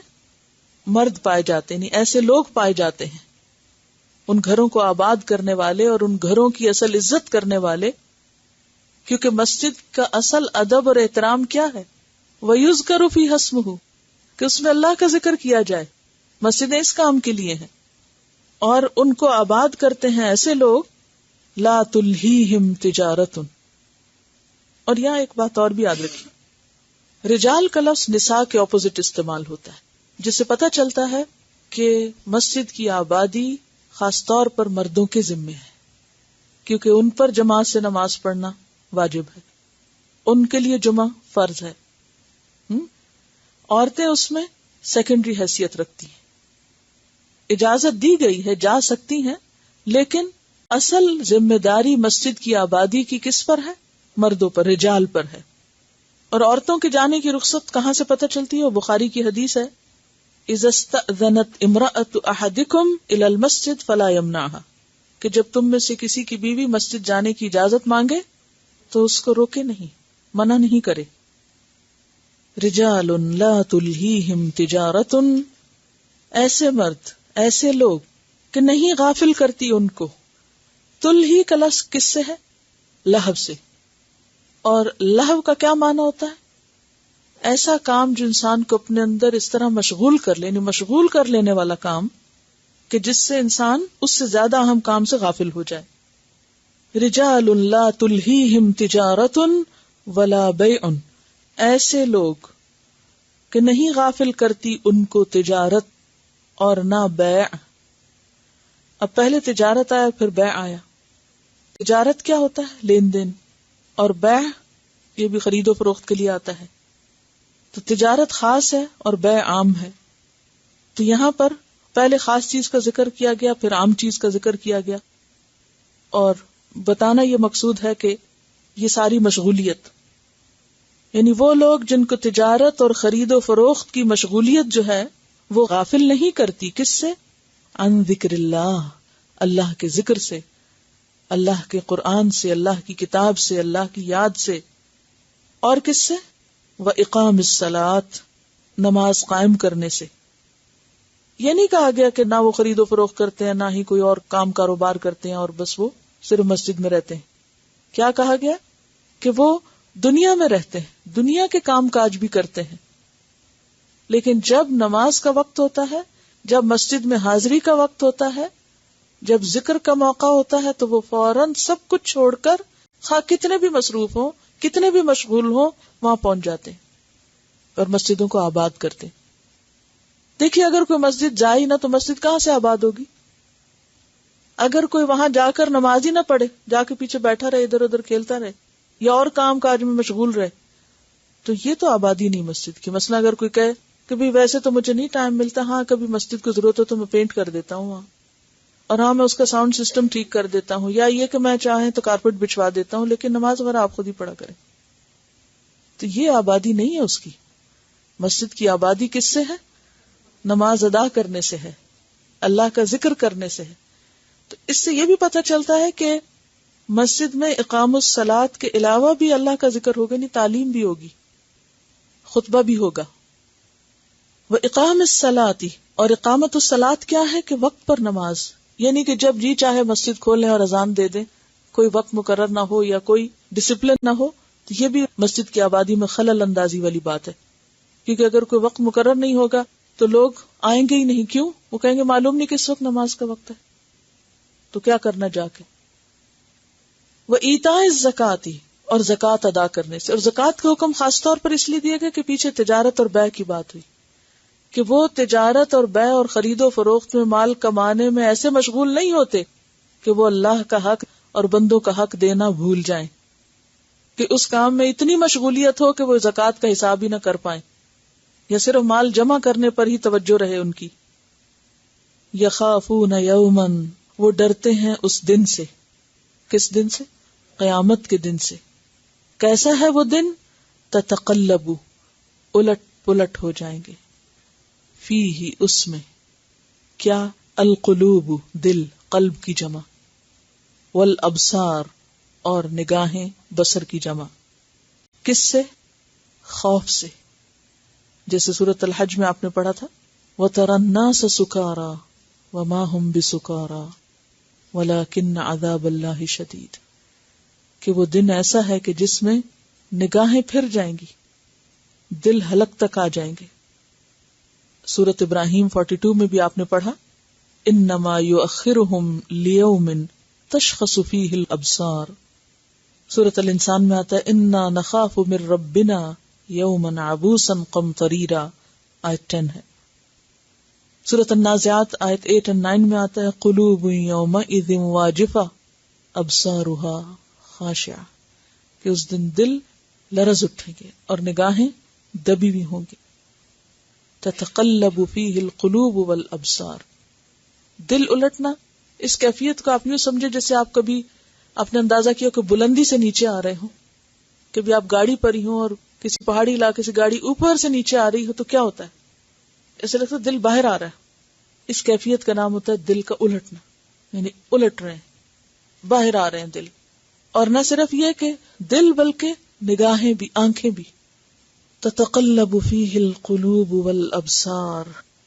آنکھیں کب باہر آتی؟ کبھی آپ نے کوئی خوف زدہ شخص دیکھا ہے یا کوئی ایسی تصویر دیکھی ہو جس میں کوئی خوف زدہ انسان دکھایا گیا ہو، جس نے کوئی انتہائی ہیبت ناک چیز دیکھی ہو؟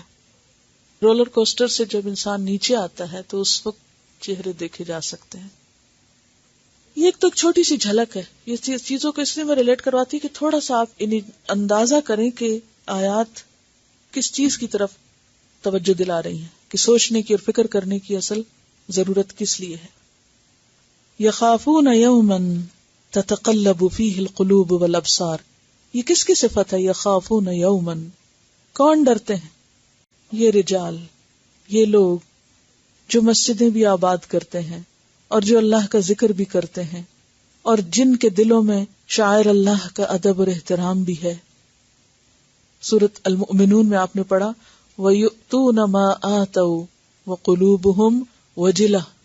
وہ دیتے ہیں جو بھی دیتے ہیں اور ان کے دل کانپ رہے ہوتے ہیں. اولئک یسارعون فی الخیرات.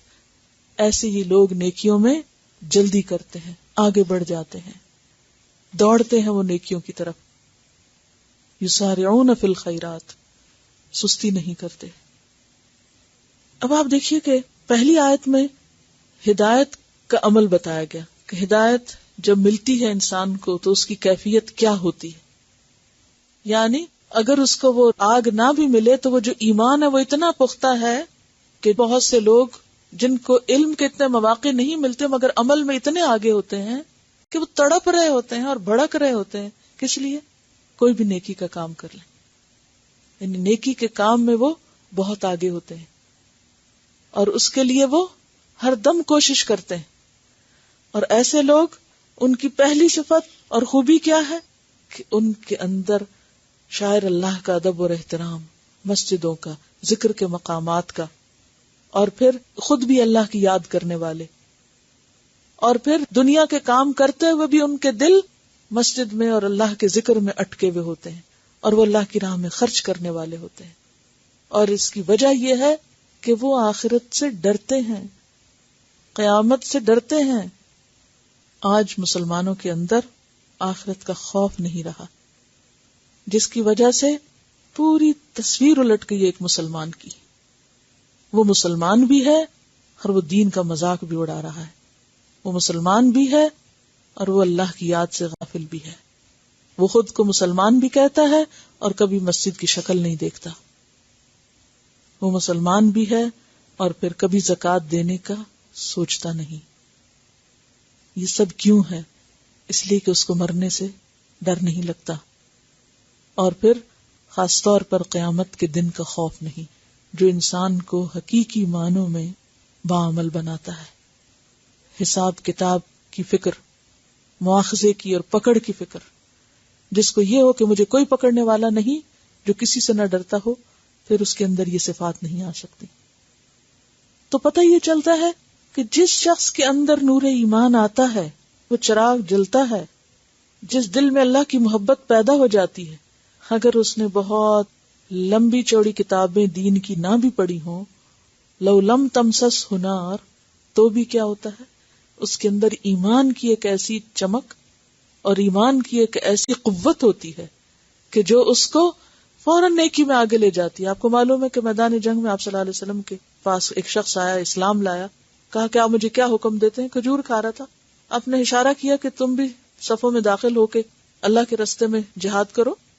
تو اس نے کھجوریں پھینک دی کہ ان کو کھانے میں تو بہت دیر لگے گی، اور فوراً کود پڑا اور اس میں وہ شہید ہو گیا. ایک نماز اس نے نہیں پڑھی، کوئی قرآن نہیں پڑھا، کوئی کچھ نہیں، ایمان لایا اور فوراً عمل شروع کر دیا. لو لم تمسس نار. تو یہ ہوتا ہے سچا ایمان، جو انسان کے عمل میں ڈھل جائے اور فوراً ایمان عمل میں بدل جائے. ہم بڑی بڑی کتابیں پڑھتے رہتے ہیں، سالوں سال علم حاصل کرتے رہتے ہیں، اور اس کے باوجود عمل میں ٹس سے مس نہیں ہوتے. نہ اخلاق بدلتا ہے، نہ طور طریقے بدلتے ہیں.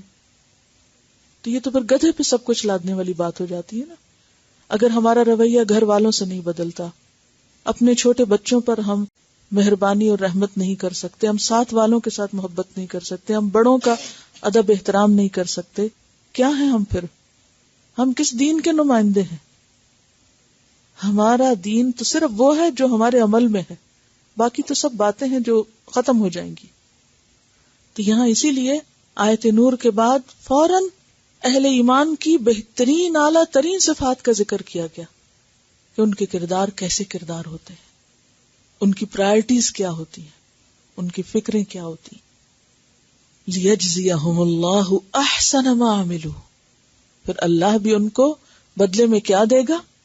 تاکہ جزا دے ان کو اللہ احسن. احسن افعال التفضیل کا صیغہ ہے، سب سے بہترین، سب سے اچھی. ما عملو، جو انہوں نے عمل کیے. تو جزا کس چیز کی ہوتی ہے؟ عمل کی، بے عملی کی تھوڑی ہوتی ہے. آپ ہر غلط کام کریں تو آپ کو کس بات کا انعام ملے؟ الٹی پکڑ ہونی چاہیے آپ کی. ہم میں سے بہت سے لوگ یہی سمجھتے، وہ اپنے ہر غلط کام کی تعویل رکھتے ہیں. میں بد اخلاق ہوں تو اس کی وجہ یہ ہے کہ سب لوگ میرے ساتھ ایسے، اور میرا تو حالات ایسے ہیں، اور میرا تو ماحول ایسا ہے، اور میری نماز میں خشوع نہیں تو اس کی وجہ یہ اور یہ ہے، اور اگر میں صدقہ خیرات نہیں کر سکتی تو اس کے مسائل یہ ہیں. یہ وجوہات ہیں. ہر غلط کام کی حجت، تعویل، بہانہ ڈھونڈ کے رکھا ہوا ہے. تو پھر کریں گے جو سامنے تو وہی آئے گا. وَوَجَدُوا مَا عَمِلُوا حَاضِرًا لِيَجْزِيَهُمُ اللَّهُ أَحْسَنَ مَا عَمِلُوا. تو کیا ہے؟ جتنا احسن عمل ہوگا اتنی ہی احسن جزا ہوگی، اور اللہ پھر چونکہ بادشاہ ہے، وَيَزِيدَهُم مِّن فَضْلِهِ، اپنے فضل سے اور بھی زیادہ دے گا. صرف عمل نہیں بلکہ اس کو کئی گنا بڑھا دے گا. مَن جَاءَ بِالْحَسَنَةِ فَلَهُ عَشْرُ أَمْثَالِهَا، اور پھر لِلَّذِينَ أَحْسَنُوا الْحُسْنَى وَزِيَادَةٌ، اور وَاللَّهُ يُضَاعِفُ لِمَن يَشَاءُ، جس کو چاہتا ہے جتنا چاہتا ہے بڑھا کے دیتا ہے. لِيَجْزِيَهُمُ اللَّهُ أَحْسَنَ مَا عَمِلُوا، کیونکہ وہ بھی تو اللہ کی یاد اور اللہ کے ذکر کی طرف دوڑتے ہوئے جاتے ہیں، تو اللہ بھی ان کو اسی کے مطابق اتنا ہی زیادہ کر کے دیتا ہے. آپ دیکھیں نا، جیسے پچھلی آیت میں اللہ کی یاد اور نماز وغیرہ کی بات ہو رہی اور مسجدوں کی آبادی کی بات ہو رہی، تو اس میں آپ دیکھیے کہ ایمان والوں کو اللہ تعالیٰ نے خطاب کیا کیا ہے. مثلا یا ایھا الذین آمنوا اذا نودی للصلاۃ من یوم الجمعۃ، کیا کرو؟ فسعوا الی ذکر اللہ وذروا البیع، اور جو اس حکم پر عمل نہ کریں، وذروا البیع نہ کریں، اور اللہ کے ذکر کی طرف نہ دوڑیں، تو وہ احسن ما عملوا میں کہاں فٹ آتے ہیں؟ وہ وقت پہ پہنچے نہیں، جگہ پر موجود ہی نہیں، تو کس چیز کی حاضری لگے گی ان کی؟ ایک اور جگہ پر سورۃ منافقون آیت 9 میں آتا ہے، یا ایھا الذین آمنوا لا تلھکم اموالکم ولا اولادکم عن ذکر اللہ، کہ اے ایمان والو تمہارے مال اور تمہاری اولادیں تمہیں اللہ کے ذکر سے غافل نہ کریں۔ اب ہمارے پاس کتنے بہانے ہوتے، کیا کریں، بزنس ایسا ہے، جاب ایسی ہے، وقت نہیں ہے نماز کا، پھر بہانے ہیں، بچے ہیں، بڑی مصروفیت ہے، چھوٹے چھوٹے بچے ہیں، ان کو دودھ پلانا ہے، ان کے ساتھ بہت مشغولیت ہے، وقت نہیں۔ مردوں کے لیے تجارت بہانہ ہے اور عورتوں کے لیے بچے بہانہ ہے، اور اس چرب زبانی کے ساتھ بچوں کی شکایتیں ہوں گی کہ دوسرا شخص الٹا شرمندہ ہو کہ میں نے کوئی غلط نصیحت کر دی اس کو۔ ہم ہر چیز کو آڑ بنا لیتے ہیں اپنے سامنے، ہر اپنی بدعملی یا عمل نہ کرنے کا سبب یا بلیم کسی اور پر ڈال دیتے ہیں، کیونکہ یہ ہے اس لیے میں یہ نہیں کر سکتی، یہ تو عذر ہے ہی کوئی نہیں، یہ تو بہانہ ہے ہی کوئی نہیں۔ دنیا کے سارے کام، ہر چیز بچوں کے ساتھ ہو رہی ہے۔ کیا کسی نے بچوں کی وجہ سے شادیوں پہ جانا چھوڑا، بازار جانا چھوڑا، اور جو بھی کوئی اپنی ہابیز ہیں، انٹرسٹ ہیں، وہ سب چھوڑے؟ سب چلتا ہے، سب کچھ ہوتا ہے بچوں کے ساتھ، اور اگر ایک نہیں ہوتا، مسجد جانا نہیں ہوتا، یا نماز پڑھنا نہیں ہوتا وقت پہ، یا اور اسی طرح دین سیکھنا نہیں ہوتا، کیونکہ بچے چھوٹے ہیں۔ صحابیات کے بھی بچے چھوٹے ہوتے تھے، لیکن انہوں نے اپنی ذمہ داریاں نبھائیں۔ تو اسی طرح مردوں کے لیے اگر آپ کسی بھی ایسے شخص کو نماز کا یا ان چیزوں کا مشورہ دے دیں تو پھر آپ دیکھیں کہ کتنی لمبی فہرست ہے تعویلوں اور دلیلوں اور بہانوں کی کہ آپ ہی غلط ہیں کہنے والے۔ تو بات یہ ہے کہ یہ سب تو ایمان کا حصہ ہے۔ انما یعمر مساجد اللہ، سورۃ توبہ میں پڑھ چکے ہیں نا، کون آباد کرتے ہیں اللہ کی مسجدیں؟ من آمن باللہ والیوم الآخر، جو اللہ اور یوم آخرت پر ایمان رکھتے ہوں۔ اور یوم آخرت پر ایمان کا مطلب کیا ہے کہ وہ ڈرتے ہیں اس دن سے جب دل اور نگاہیں پلٹ جائیں گی۔ لیجزیہم اللہ احسن ما عملوا، کہ اللہ ان کو جزا دے ان کے بہترین اعمال کی جو انہوں نے کیے، ویزیدہم من فضلہ، اور اپنے فضل سے اور زیادہ بڑھا دے۔ واللہ یرزق من یشاء بغیر حساب، اور اللہ رزق دیتا ہے جس کو چاہتا ہے بغیر حساب کے۔ کیونکہ لوگ ڈرتے ہیں نا کہ پھر گاہک چلے جائیں گے، دکان بند کی تو پھر کاروبار رک جائے گا اور ترقی رک جائے گی، تو یہ کیسے ہو کہ سب کام چھوڑ کر ہر تھوڑی دیر کے بعد دکان بند کر دی جائے؟ نہیں، جو رزق تمہارے حصے میں ہے وہ تمہیں ملے گا، اس تھوڑے میں بھی برکت ہو جائے گی۔ والذین کفروا، اور وہ لوگ جنہوں نے انکار کیا۔ اب پیچھے ایمان والوں کی صفات تھی، اب ان کے برعکس دوسرے لوگوں کی۔ اعمالہم، ان کے اعمال، عمل کی جمع، کسرابن، سراب کی طرح ہے۔ سراب کس کو کہتے ہیں؟ بے حقیقت چیز کو۔ گرمیوں کے موسم میں دوپہر کے وقت صحرا میں یا بیابان میں پانی کی طرح جو چمکتی ریت ہوتی ہے، جو بظاہر پانی نظر آتی ہے لیکن حقیقت میں وہ ریت ہی ہوتی ہے، تو اس کو سراب کہتے ہیں۔ سردی ہو یا گرمی، لیکن عام طور پر پیاس چونکہ انسان کو گرمیوں میں زیادہ لگتی ہے، تو وہ سراب یا وہ جو چمکتی ریت ہوتی ہے اس کی طرف انسان کے دلچسپی یا اس کا انتظار زیادہ ہوتا ہے۔ تو سراب دھوکے کے معنوں میں بھی استعمال ہوتا ہے اور بے حقیقت چیز کے لیے بھی۔ سراب کا لفظ اردو میں بھی استعمال ہوتا ہے، وہی سراب ہے، اور مراد سراب سے کیا ہوتا ہے؟ بے حقیقت چیز اور دھوکہ دینے والی چیز۔ تو وہ لوگ جنہوں نے کفر کیا، ان کے اعمال یعنی کام کرتے ہیں، لیکن وہ کام کیسے ہیں؟ سراب کی طرح ہے۔ وہ سراب کیسی ہے؟ بقیعۃ، قیعہ قاع سے ہے، ہموار میدان، ایک ہموار میدان میں۔ یحسبہ الظمآن، سمجھتا ہے اس کو پیاسا، ظمآن، ظمأ یظمأ سے فعلان کے وزن پر صفت ہے یہ، جیسے رحمان، ظمآن، عطشان، جوعان، بہت پیاسا۔ یحسبہ الظمآن ماء، سمجھتا ہے اس کو پیاسا، یعنی جس کو بہت پیاس لگی ہو، وہ دور سے سراب کو دیکھ کے کیا سمجھتا ہے؟ پانی ہے، کہ جب وہاں پہنچوں گا تو کیا ہوگا؟ پانی پی لوں گا اور پیاس بجھ جائے گی۔ حتی اذا جاءہ، یہاں تک کہ جب وہ اس کے پاس آتا ہے، کس کے؟ سراب کے پاس، اس جگہ پہنچتا ہے، لم یجدہ شیئا، نہیں پاتا اس کو کچھ بھی، وہ تو پانی نہیں تھا، جو وہ سمجھ رہا تھا وہ نہیں نکلا۔ ووجد اللہ عندہ، اور پاتا ہے اللہ کو اس کے پاس. کس کے پاس؟ اس جگہ پر، سراب کے پاس. فوفاہ حسابہ، پھر وہ پورا پورا کر کے دے دیتا ہے اس کو اس کا حساب. واللہ سریع الحساب، اور اللہ جلد لینے والا ہے حساب. تو یہاں پر اہل کفر کے نیک اعمال کا انجام بتایا گیا ہے.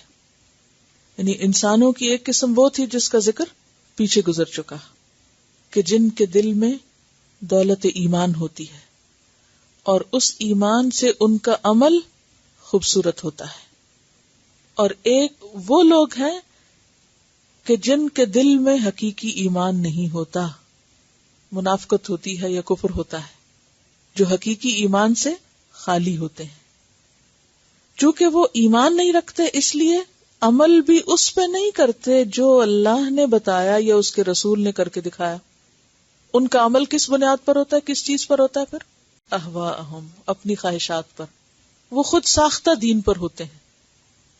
بہت سے ایسے لوگ آپ نے دیکھے ہوں گے کہ جو دین کے معاملے میں صحیح سمجھ بوجھ نہیں رکھتے، نہ دین کا صحیح علم رکھتے ہیں اور نہ صحیح پر عمل کرنا چاہتے ہیں. اس کے برعکس انہوں نے پیرالل دین بنایا ہوتا ہے جو سارا ان کی اپنی عقل، خود ساختہ تعویلوں اور خود ساختہ طور طریقوں پر مبنی ہوتا ہے. خواہ وہ شرکیہ اعمال ہوں، غیر اللہ کی پوجا پاٹ ہو، یا وہ بدعات ہوں.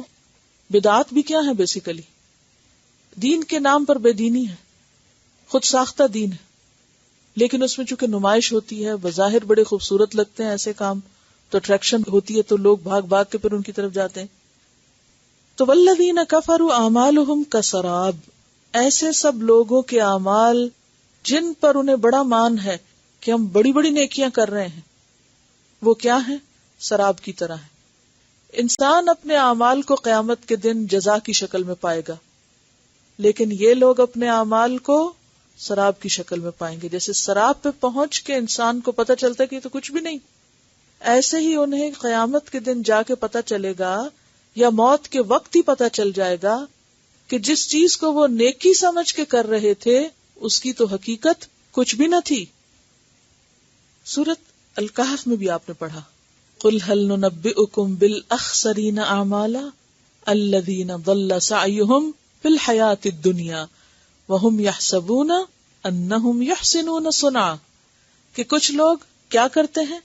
سب سے زیادہ خسارے میں ہوتے ہیں اعمال کے اعتبار سے، کیونکہ ان کی کوششیں آخرت کے لیے نہیں ہوتی، یا تو نیت خراب ہوتی ہے یا طریقہ درست نہیں ہوتا. صحیح عمل کی بنیاد کیا ہے؟ دو چیزیں. صحیح عمل دو چیزوں پر مبنی ہوتا ہے. نمبر 1 انٹینشن، درست نیت، اور نمبر 2 اتباع سنت. اگر یہ دو کرائیٹیریا یا یہ دو چیزیں فلفل نہیں کرتا ہے انسان اپنی کام اور کوشش میں، اس کا کام اللہ کی نظر میں بے وقت ہے، بے حیثیت ہے. لا نقیم لہم یوم القیامت وزنا. سورۃ الفرقان آیت 23 میں آتا ہے وَقَدِمْنَا إِلَى مَا عَمِلُوا مِنْ عَمَلٍ فَجَعَلْنَاهُ هَبَاءً مَنْثُورًا، ہم اس کو راکھ بنا کے اڑا دیں گے. سورۃ ابراہیم آیت 18 میں آتا ہے مَثَلُ الَّذِينَ كَفَرُوا بِرَبِّهِمْ أَعْمَالُهُمْ كَرَمَادٍ. یاد ہے یہ اعمال کیسے ہیں؟ راکھ کی طرح. اشتدت به الريح في يوم عاصف لا يقدرون مما كسبوا على شيء. سورۃ ہود آیت 15 اور 16 میں آتا ہے من كان يريد الحياة الدنيا وزينتها نوفي إليهم أعمالهم فيها وهم فيها لا يبخسون أولئك الذين ليس لهم في الآخرة إلا النار وحبط ما صنعوا فيها وباطل ما كانوا يعملون. سب کیا دھرا ضائع. تو اصل عمل جس پر انسان کو جزا مل سکتی ہے، جو اللہ کے ہاں قابل قبول ہے، اس کے لیے ضروری ہے کہ وہ آخرت ہی میں اجر کی نیت سے کیا جائے اور پھر صحیح طریقے پر بھی کیا جائے، یعنی اس کا ظاہر اور باطن دونوں ہی اللہ کے پسند کے مطابق ہو. تو اس سے ایک اور بات سمجھ میں آتی ہے، اور وہ یہ ہے کہ نور ایمان جب دل میں آتا ہے، اللہ کی حقیقی محبت اور قدر جب دل میں آتی ہے، تو پھر اللہ کے سوا کسی اور کے لیے کچھ کرنے کو دل نہیں چاہتا. کسی اور کی خوشی کے لیے اور کسی اور کی نظروں میں جچنے کے لیے اور کسی کے سامنے نمایاں ہونے کے لیے اور کسی سے تعریف چاہنے کے لیے، پھر سب سے پہلے انسان کے دل سے یہ خرابیاں نکلتی ہیں. اور جب تک اللہ پر ایمان مضبوط نہیں ہوتا تو چھوٹے چھوٹے بت غیر اللہ کے دل میں سمائے ہوتے ہیں. کبھی اس کو خوش کرنا ہے، کبھی اس کو کرنا ہے، کبھی اس سے تعریف لینی ہے، کبھی اس کے سامنے بہت بڑا بن کے دکھانا ہے. اور یہ چیزیں انسان کے اعمال کو برباد کر دیتی ہیں. بہت سے لوگ اپنے آپ کو صرف اس لیے ضائع کر دیتے ہیں کہ وہ جیتے ہی صرف لوگوں کی خوشنودی اور رضامندی میں، لوگوں کی نظروں میں فٹ ہونے کے لیے، کہ لوگ ہمیں اچھا سمجھیں، لوگ ہماری مثالیں دیں، لوگ ہمیں قبول کر لیں، ہمیں ایکسپٹ کر لیں. یا نہیں، یعنی یہ کتنا بڑا موٹیو ہے ایکسپٹنس کے لیے کام کرنا، کہ ہم ایسے کام کریں کہ لوگ ہمیں یاد کریں، مثلا، یا ایسے کام کریں کہ جس میں لوگ ہماری تعریف کریں، یا ایسے کام کہ جس میں ہمیں لوگ قبول کر لیں. کس قدر ڈر رہتا ہے ہمیں انفٹ ہونے کا، کہ اگر ہم نے یہ کام کیا تو ہم لوگوں کی نظروں میں گر جائیں گے، انفٹ ہو جائیں گے، معاشرہ میں قبول نہیں کرے گا، تمہاری شادی نہیں ہوگی، یہ کام کر لیا تو کوئی تمہیں پوچھے گا بھی نہیں.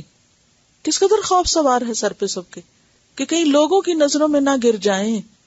لیکن کبھی انسان سوچے کہ سارے لوگ بھی مل کے مجھے کہیں اٹھا کے رکھنا چاہیں، اگر اللہ ذلیل کرنا چاہے تو کوئی بھی نہیں اٹھا سکتا ہے. کون کس سے کب راضی ہو سکتا ہے اگر اللہ ناراض ہو؟ کون کسی کو کچھ دے سکتا ہے اگر اللہ نہ دے؟ تو یہی تو سراب ہے جس کے پیچھے ہم بھاگ رہے ہیں، کہ جس کو بڑی چیز سمجھتے ہیں اور جس کے لیے سب کچھ کرنا چاہتے ہیں، اس کی کوئی حقیقت نہیں ہے، سب کچھ یہیں رہ جائے گا. تو والذین کفروا اعمالہم، اور اعمالہم سے مراد یہاں خود ساختہ دین، بدعات یا نمائشی نیکیاں یا خوشگمانی پر مبنی اعمال، کہ جن پر انسان کو بڑا مان ہے کہ میں نے تو فلاں اتنا اچھا کام کیا ہوا ہے کہ بس میری نجات کے لیے تو یہ بھی کافی ہے. کچھ لوگوں کو اگر چھوٹی موٹی کوئی خیر بھلائی نیکی کرنے کی توفیق ہو جائے تو پھر وہ ایسے تکبر میں مبتلا ہوتے ہیں، اللہ کی پناہ، کہ پھر انہیں باقی لوگوں کا ہر کام ہی چھوٹا نظر آتا ہے، کہ اور تو کوئی کسی مقام پہ ہے ہی نہیں، سب سے اچھے تو ہم ہیں. تو جس کو یہ احساس ہو جائے وہ بھی بڑے خسارے میں ہے کہ سب سے اچھا میں ہوں. یہ شیطان کو بھی بڑا احساس ہو گیا تھا، انا خیر منہ. اور یہی خطوات الشیطان ہے کہ جن کے اوپر چل کے انسان اس گڑھے میں جا گرتا ہے. تو کبھی انسان کا نفس اس کو دھوکہ نہ دے. یہ نفس کا دھوکہ ہوتا ہے کہ انسان اپنے آپ کو اچھا سمجھنے لگ جائے یا کامل سمجھنے لگ جائے. والذین کفروا اعمالہم کسراب بقیعۃ یحسبہ الظمآن ماء. وہ نیکیاں جن پہ انسان کو بڑا مان ہے کہ میں ان کی وجہ سے پتہ نہیں کہاں سے کہاں پہنچ جاؤں گا. حتی اذا جاءہ، یہاں تک کہ جب وہ آئے گا اس کے پاس، یعنی اپنی نیکیوں کی جزا پانے کے لیے قیامت کے دن، لم یجدہ شیئا، وہاں تو کچھ ہوگا ہی کوئی نہیں، خانہ خالی. یہ بالکل ایسے ہی ہے کہ اگر آپ نے ایک بڑی اماؤنٹ بینک میں جمع کرائی ہو اور جس دن آپ کو شدید ضرورت ہو آپ جا کے کیش کرانا چاہیں تو وہ کہیں جی آپ کو تو خالی ہے سب اکاؤنٹ، کچھ بھی نہیں. تو اس کو کیا کیفیت ہوگی؟ کیا کیفیت ہوگی؟ یا یہ کہ آپ کا اکاؤنٹ فریز ہو چکا، آپ کچھ بھی نہیں کیش کرا سکتے. دنیا میں اگر کسی کو خدا نخواستہ ایسی کوئی کیفیت پیش آئے تو اس کا حال کیا ہوگا؟ پاگل ہو جائے گا وہ تو، کہ یہ کیا ہوا، کیونکہ اس نے تو کچھ اور سوچ کے رکھا ہوا تھا. ایسے لوگ جو شرک بھی کرتے ہیں اور یہ سب کچھ، اور پھر وہ بڑی بڑی باتیں بھی کرتے ہیں کہ فلاں فوت ہوگا تو آگے اس کے معلوم نہیں جنتی ہے اور جنت کے باغ اس کے لیے کھلے ہوئے ہیں. کوئی فوت ہو جائے تو اس کے بعد بعض اوقات بڑی مبالغہ رائی والی باتیں کرتے ہیں، تو وہ تو سیدھا ہیون میں پہنچ جائے گا اور معلوم نہیں کیا کچھ. میں سوچتی ہوں کہ کس قدر بڑا دھوکہ ہے. حضرت عمر تو آخری لمحے تک بھی کہتے ہیں کہ میرا اگر ایک قدم جنت کے اندر اور دوسرا باہر تو مجھے پھر بھی چین نہیں آئے گا کہ میں واقعی کامیاب ہو گیا ہوں، جب تک کہ پورے کا پورا اندر نہ چلا جاؤں. ساری زندگی اگر کوئی کچھ کرتا رہے، کیا پتا موت کے وقت کیا کیفیت ہو، کیسے حالات ہو، کچھ کہہ سکتے ہیں. ہر وقت ڈرتے ہی رہنا چاہیے. کبھی چھوٹا سا بھی دل میں بڑائی کا خیال نہیں آنا چاہیے کہ میں نے تو بڑی نیکی کر لی ہے، اور انسان ڈینگے مارنا شروع کر دے اور بڑھ چڑھ کے اسے بتانا شروع کر دے. یہ سب ضائع کرنے والی باتیں، کیونکہ ایسے عمل کتنی بھی بڑی محنت اور کوشش ہوگی، لم یجدہ شیئا، وہاں خانہ خالی ہوگا، اکاؤنٹ خالی. ووجد اللہ عندہ، اور اللہ سے ملاقات ہوگی جو حساب لینے والا ہے. فوفاہ حسابہ، واللہ سریع الحساب. او کظلمات، یا اس کی مثال کیسی ہے جیسے اندھیرے، تاریکیاں. ظلمات کس کی جمع ہے؟ ظلمت کی. فی بحر لجی، گہرے سمندر میں. لجی کے دو معنی، ایک ہے گہرا اور ایک ہے موجزن، موجیں مارنے والا. لجت البحر کہتے ہیں سمندر کی موجوں کا تلاطم. یغشاہ موج، ڈھانپے ہوئے ہو اس کو موج. من فوقہ موج، اس کے اوپر ایک اور موج. من فوقہ سحاب، اس کے اوپر بادل. یہ کس کی مثال ہے؟ برے اعمال کی یا نمائشی نیکیوں کی. یعنی غلط کاموں کی وجہ کیا ہے یا ان کی مثال کیا ہے کہ جیسے گہرے سمندر میں موجوں پر موجیں اور اس کے اوپر بادل. ظلمات، اندھیرے. بعضها، ان میں سے بعض. فوق بعض، بعض پر. اندھیروں پر اندھیرے. ایسے اندھیروں میں ہے وہ شخص، ایسی ناسمجھی کا شکار ہے. اذا اخرج یدہ، کہ جب وہ نکالے اپنا ہاتھ. لم یکد یراہا، تو نہیں قریب کہ وہ دیکھ سکے اس کو، کہ اس کو اپنا ہاتھ بھی سجھائی نہیں دیتا. یعنی جہالت کی انتہا ہے ایسے شخص کے پاس کہ جو غلط کام بھی کر رہا ہے اور اتنا انجان ہے، اتنی غلط فہمی کا شکار ہے کہ وہ سمجھتا ہے غلط کر کے کہ وہاں جا کے سب ٹھیک ہو جائے گا، تو وہاں جب پہنچے گا تو کچھ بھی نہیں پائے گا. لیکن ابھی اس کو سمجھ کیوں نہیں آتی؟ غلط کام کرنے والے کو اپنی غلطی کیوں نہیں نظر آتی؟ روشنی ہی نہیں ہے، اندھیروں میں ہے. اور اندھیرے بھی ایسے جو وہ ڈیپ ڈاؤن سمندر کی تہ کہ جہاں پر کچھ نظر نہیں آتا. اور سمندر کے اندر بعض حصے جو ہیں نا وہ سینکڑوں میٹر نیچے ہیں، اور وہاں پر جو موجیں ہوتی ہیں ان کے اندر کوئی روشنی نہیں ہوتی، یعنی روشنی وہاں تک جا ہی نہیں سکتی. اس کو بحر عمیق کہتے ہیں. اور کہتے ہیں کہ وہاں پر جو جانور ہوتے ہیں ان کی آنکھیں بھی نہیں ہوتی، کیونکہ وہاں اتنا اندھیرا ہے کہ ہوں بھی تو فائدہ کچھ نہیں، کیونکہ لائٹ ہی نہیں ہے. لیکن اللہ تعالیٰ نے ان کو ایسے الیکٹرو میگنیٹک سینسری قسم کے اعضاء عطا کیے ہیں جس سے وہ اپنی جو غذا ہے اور جو شکار ہیں ان کو اس سے سینس کر لیتے ہیں. یعنی سینسرز لگے ہوئے ہیں، اس سے پہچان لیتے ہیں اور وہاں پہنچ جاتے ہیں، اور جو کچھ کھانا پینا ہوتا ہے وہ کھا لیتے ہیں، اور اپنے دشمنوں کو بھی پتہ چلا لیتے ہیں اور اس سے اپنے آپ کو پروٹیکٹ کر لیتے ہیں. لیکن انسان کو تو اللہ تعالیٰ نے ایسی کوئی چیز نہیں دی. پھر ہمارے پاس تو آنکھیں ہی ہیں، اور اگر وہ بند ہو تو پھر کچھ بھی انسان کو نظر نہیں آتا. اور یہ کون سی آنکھوں کے بند ہونے کی بات ہے؟ فَإِنَّهَا لَا تَعْمَى الْأَبْصَارُ وَلَكِنْ تَعْمَى الْقُلُوبُ الَّتِي فِي الصُّدُورِ. ایک وہ سینہ ہے جس میں چراغ جل رہا ہے ایمان کا، اور اس ایمان اور علم ہدایت کی وجہ سے سب پتہ چلتا ہے، خیر کا بھی اور شر کا بھی، اچھے کا بھی اور برے کا بھی. اور دوسرا جس میں ایمان نہیں، کفر ہے یا نفاق ہے یا ہے اور کبھی نہیں ہوتا، کبھی بجھتا ہے کبھی جلتا ہے، تو ایسا انسان ناسمجھ ہے. کہتے ہیں نا کہ منافق میں دو چیزیں نہیں ہوتی، ایک اچھا اخلاق اور دوسرے دین کی سمجھ. دین کی سمجھ نہیں ہوتی اس میں. تو دین کی اصل سمجھ صرف ترجمہ یاد کرنا نہیں ہوتا کہ عربی آ گئی اب کچھ چیزوں کی. اصل سمجھ یہ ہے کہ جو کہا جا رہا ہے وہ سمجھ آ جائے، جو مقصود ہے اس کا، جو مطلوب ہے اس کا. اور وہ کتنا سمجھ میں آیا؟ جتنا عمل بدلے گا. اور اگر عمل نہیں بدلا تو مطلب یہ کہ سمجھ ہی کچھ نہیں آیا. لیکن حقیقت میں وہ اندھیرے میں ہے. ظلمات بعضها فوق بعض. وہاں نور علی نور تھا نا، اور یہاں ظلمات بعضها فوق بعض ہے.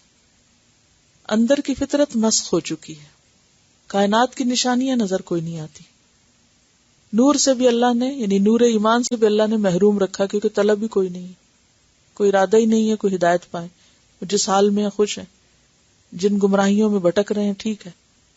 اوپر سے ماحول بھی ایسا ملا ہوا ہے کہ کہیں دور دور تک کوئی دین ایمان اللہ رسول کی بات نہیں. اب کیا ہے کہ انسان کو اپنی غلطی نظر ہی نہیں آتی. اپنے ناک تلے کوئی غلط کام ہو رہا ہوتا ہے تو اس کو بھی انسان صحیح سمجھتا ہے، الٹا اپریشیٹ کرتا ہے، روشن خیالی قرار دیتا ہے، عقل مندی قرار دیتا ہے. اذا اخرج یدہ لم یکد یراہ، اپنا ہاتھ نہیں نظر آتا. یعنی اس کو اپنے برے اعمال اور اپنے ہی غلط خیالی پہچان ہی نہیں اس کو کہ وہ غلط سوچتا ہے. اس سے آپ اندازہ لگائیں کسی شخص کی بدقسمتی کا کہ اس کو اپنی غلطی ہی نہ دکھے، برائی نہیں اچھائی نظر آنے لگے.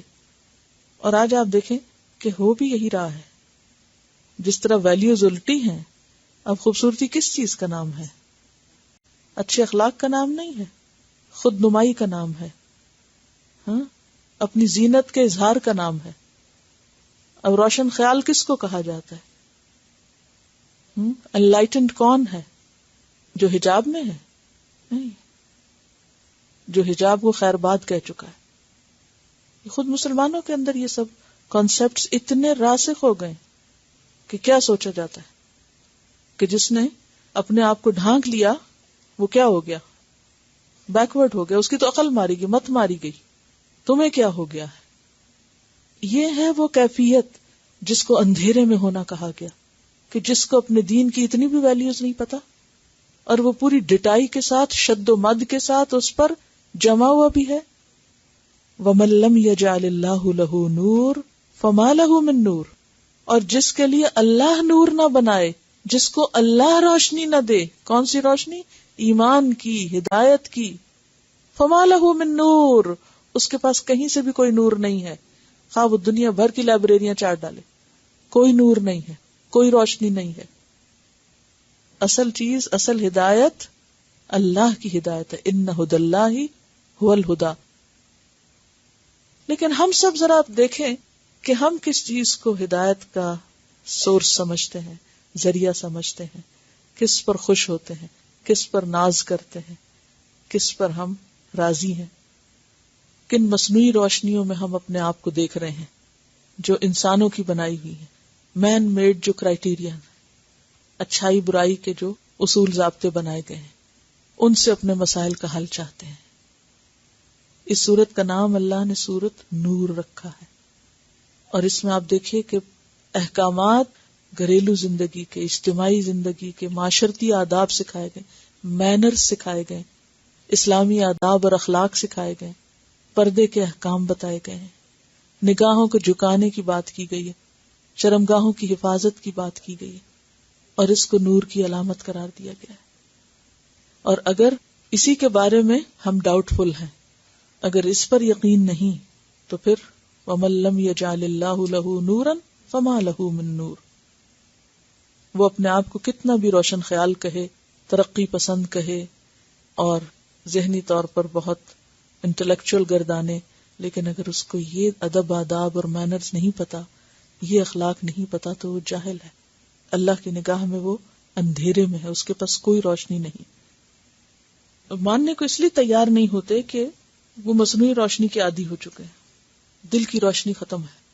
اسی لیے وہ دعا سکھائی گئی نا، اللہم اجعل فی قلبی نورا وفی بصری نورا وفی سمعی نورا وعن یمینی نورا وعن یساری نورا وفوقی نورا وتحتی نورا وامامی نورا وخلفی نورا واجعل لی نورا وفی لسانی نورا وعصبی نورا ولحمی نورا ودمی نورا وشعری نورا وبشری نورا واجعل فی نفسی نورا اللہم اعظم لی نورا اللہم آتنی نورا.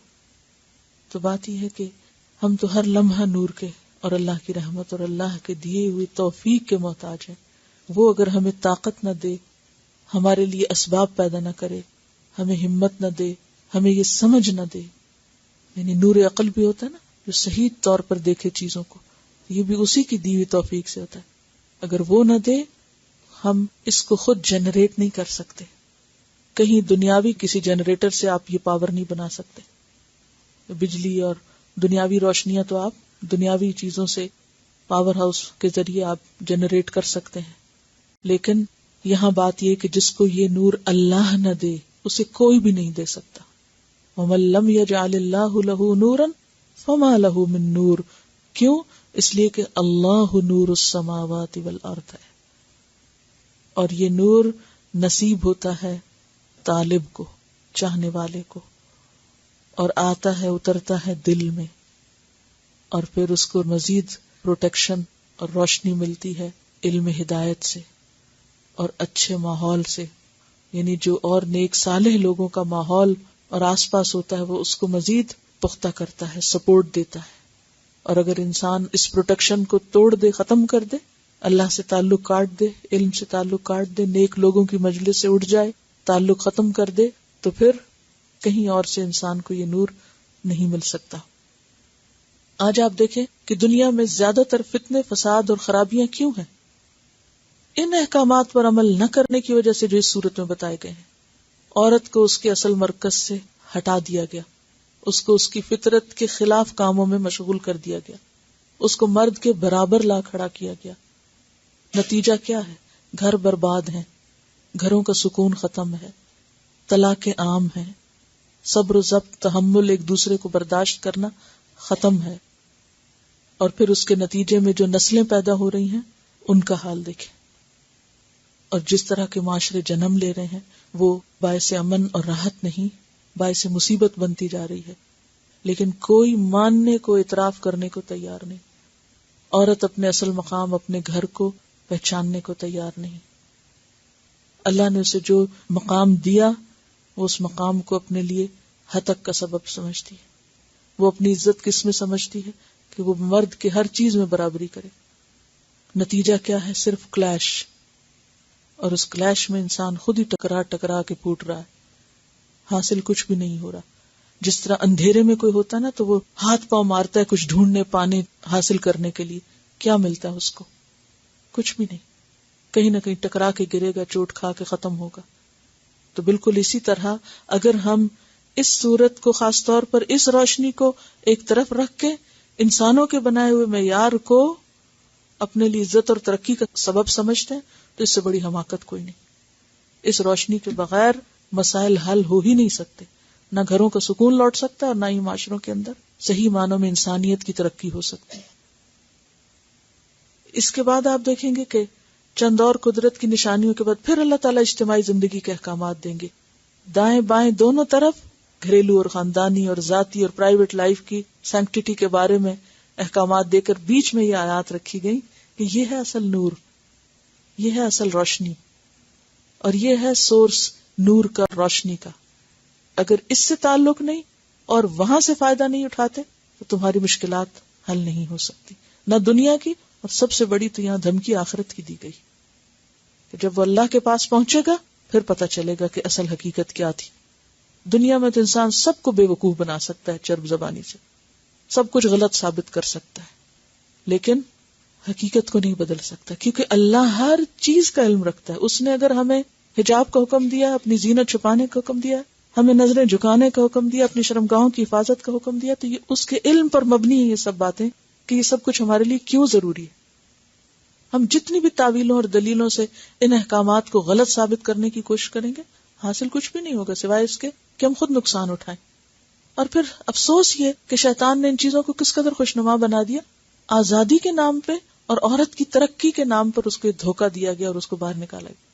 سوچنے کی بات یہ ہے، حجاب والی عورت کو کیا کہا گیا کہ وہ سپریسڈ ہے، مظلوم ہے، اس پہ جبر ہو رہا ہے، اس پہ ظلم ہو رہا ہے، حالانکہ یہ حکم اس کو اللہ نے دیا ہے. ظلم اس پہ نہیں ہو رہا. میں کبھی سوچتی ہوں کہ اپنے لیے ہم کبھی بھی نہیں چاہتے کہ ہمارا شوہر یا ہمارا بھائی یا ہمارا بیٹا بھٹکے. چاہتے ہیں؟ کوئی عورت یہ چاہے گی کہ اس کا شوہر اسے چھوڑ کے کسی اور میں دلچسپی لے؟ میں نے نہیں دیکھا کہ کوئی ایک عورت دنیا میں ایسی ہو کہ جس کی یہ خواہش ہو کہ اس کا شوہر اسے چھوڑ دے، اس سے نظریں پھیر لے اور کسی اور کی طرف دیکھے. کبھی نہیں چاہے گی. کوئی عورت چاہے گی اس کا بیٹا بھٹکے؟ کبھی نہیں چاہے گی. اپنے بھائی کو کبھی نہیں. لیکن کتنے حیرت کی بات ہے کہ ہم خود جب دوسروں کے بھائی بیٹوں کو بھٹکانے کے لیے باہر نکل کھڑے ہوں بے حجاب ہو کر اور پوری زیب و زینت اور نمائش کے ساتھ، تو ہم کیا کر رہے ہیں؟ ہم کس عقل مندی کا ثبوت دے رہے ہیں؟ ہم کسی کی آزادی میں خلل ڈال رہے ہیں، ہم کسی کے حق پر ڈاکہ ڈال رہے ہیں. اگر نکاح کے بغیر کوئی عورت کسی مرد کو پھانستی ہے تو کسی کا گھر برباد کر رہی ہے، وہ کسی اور عورت کے حق پہ ڈاکہ ڈال رہی ہے. کیا یہ ظلم نہیں؟ ایسے ظلم کرتے ہیں لوگ اور پھر اس کو آزادی کا نام دیتے ہیں اور بہت خوشحالی اور سکون اور ترقی. آپ کو پتا ہے کہ ایک گھر کا سکون کس چیز سے برباد ہوتا ہے؟ عورت کے بگڑنے سے، عورت کے بھٹکنے سے. یا پھر اس کے بعد مرد کے بھٹکنے سے.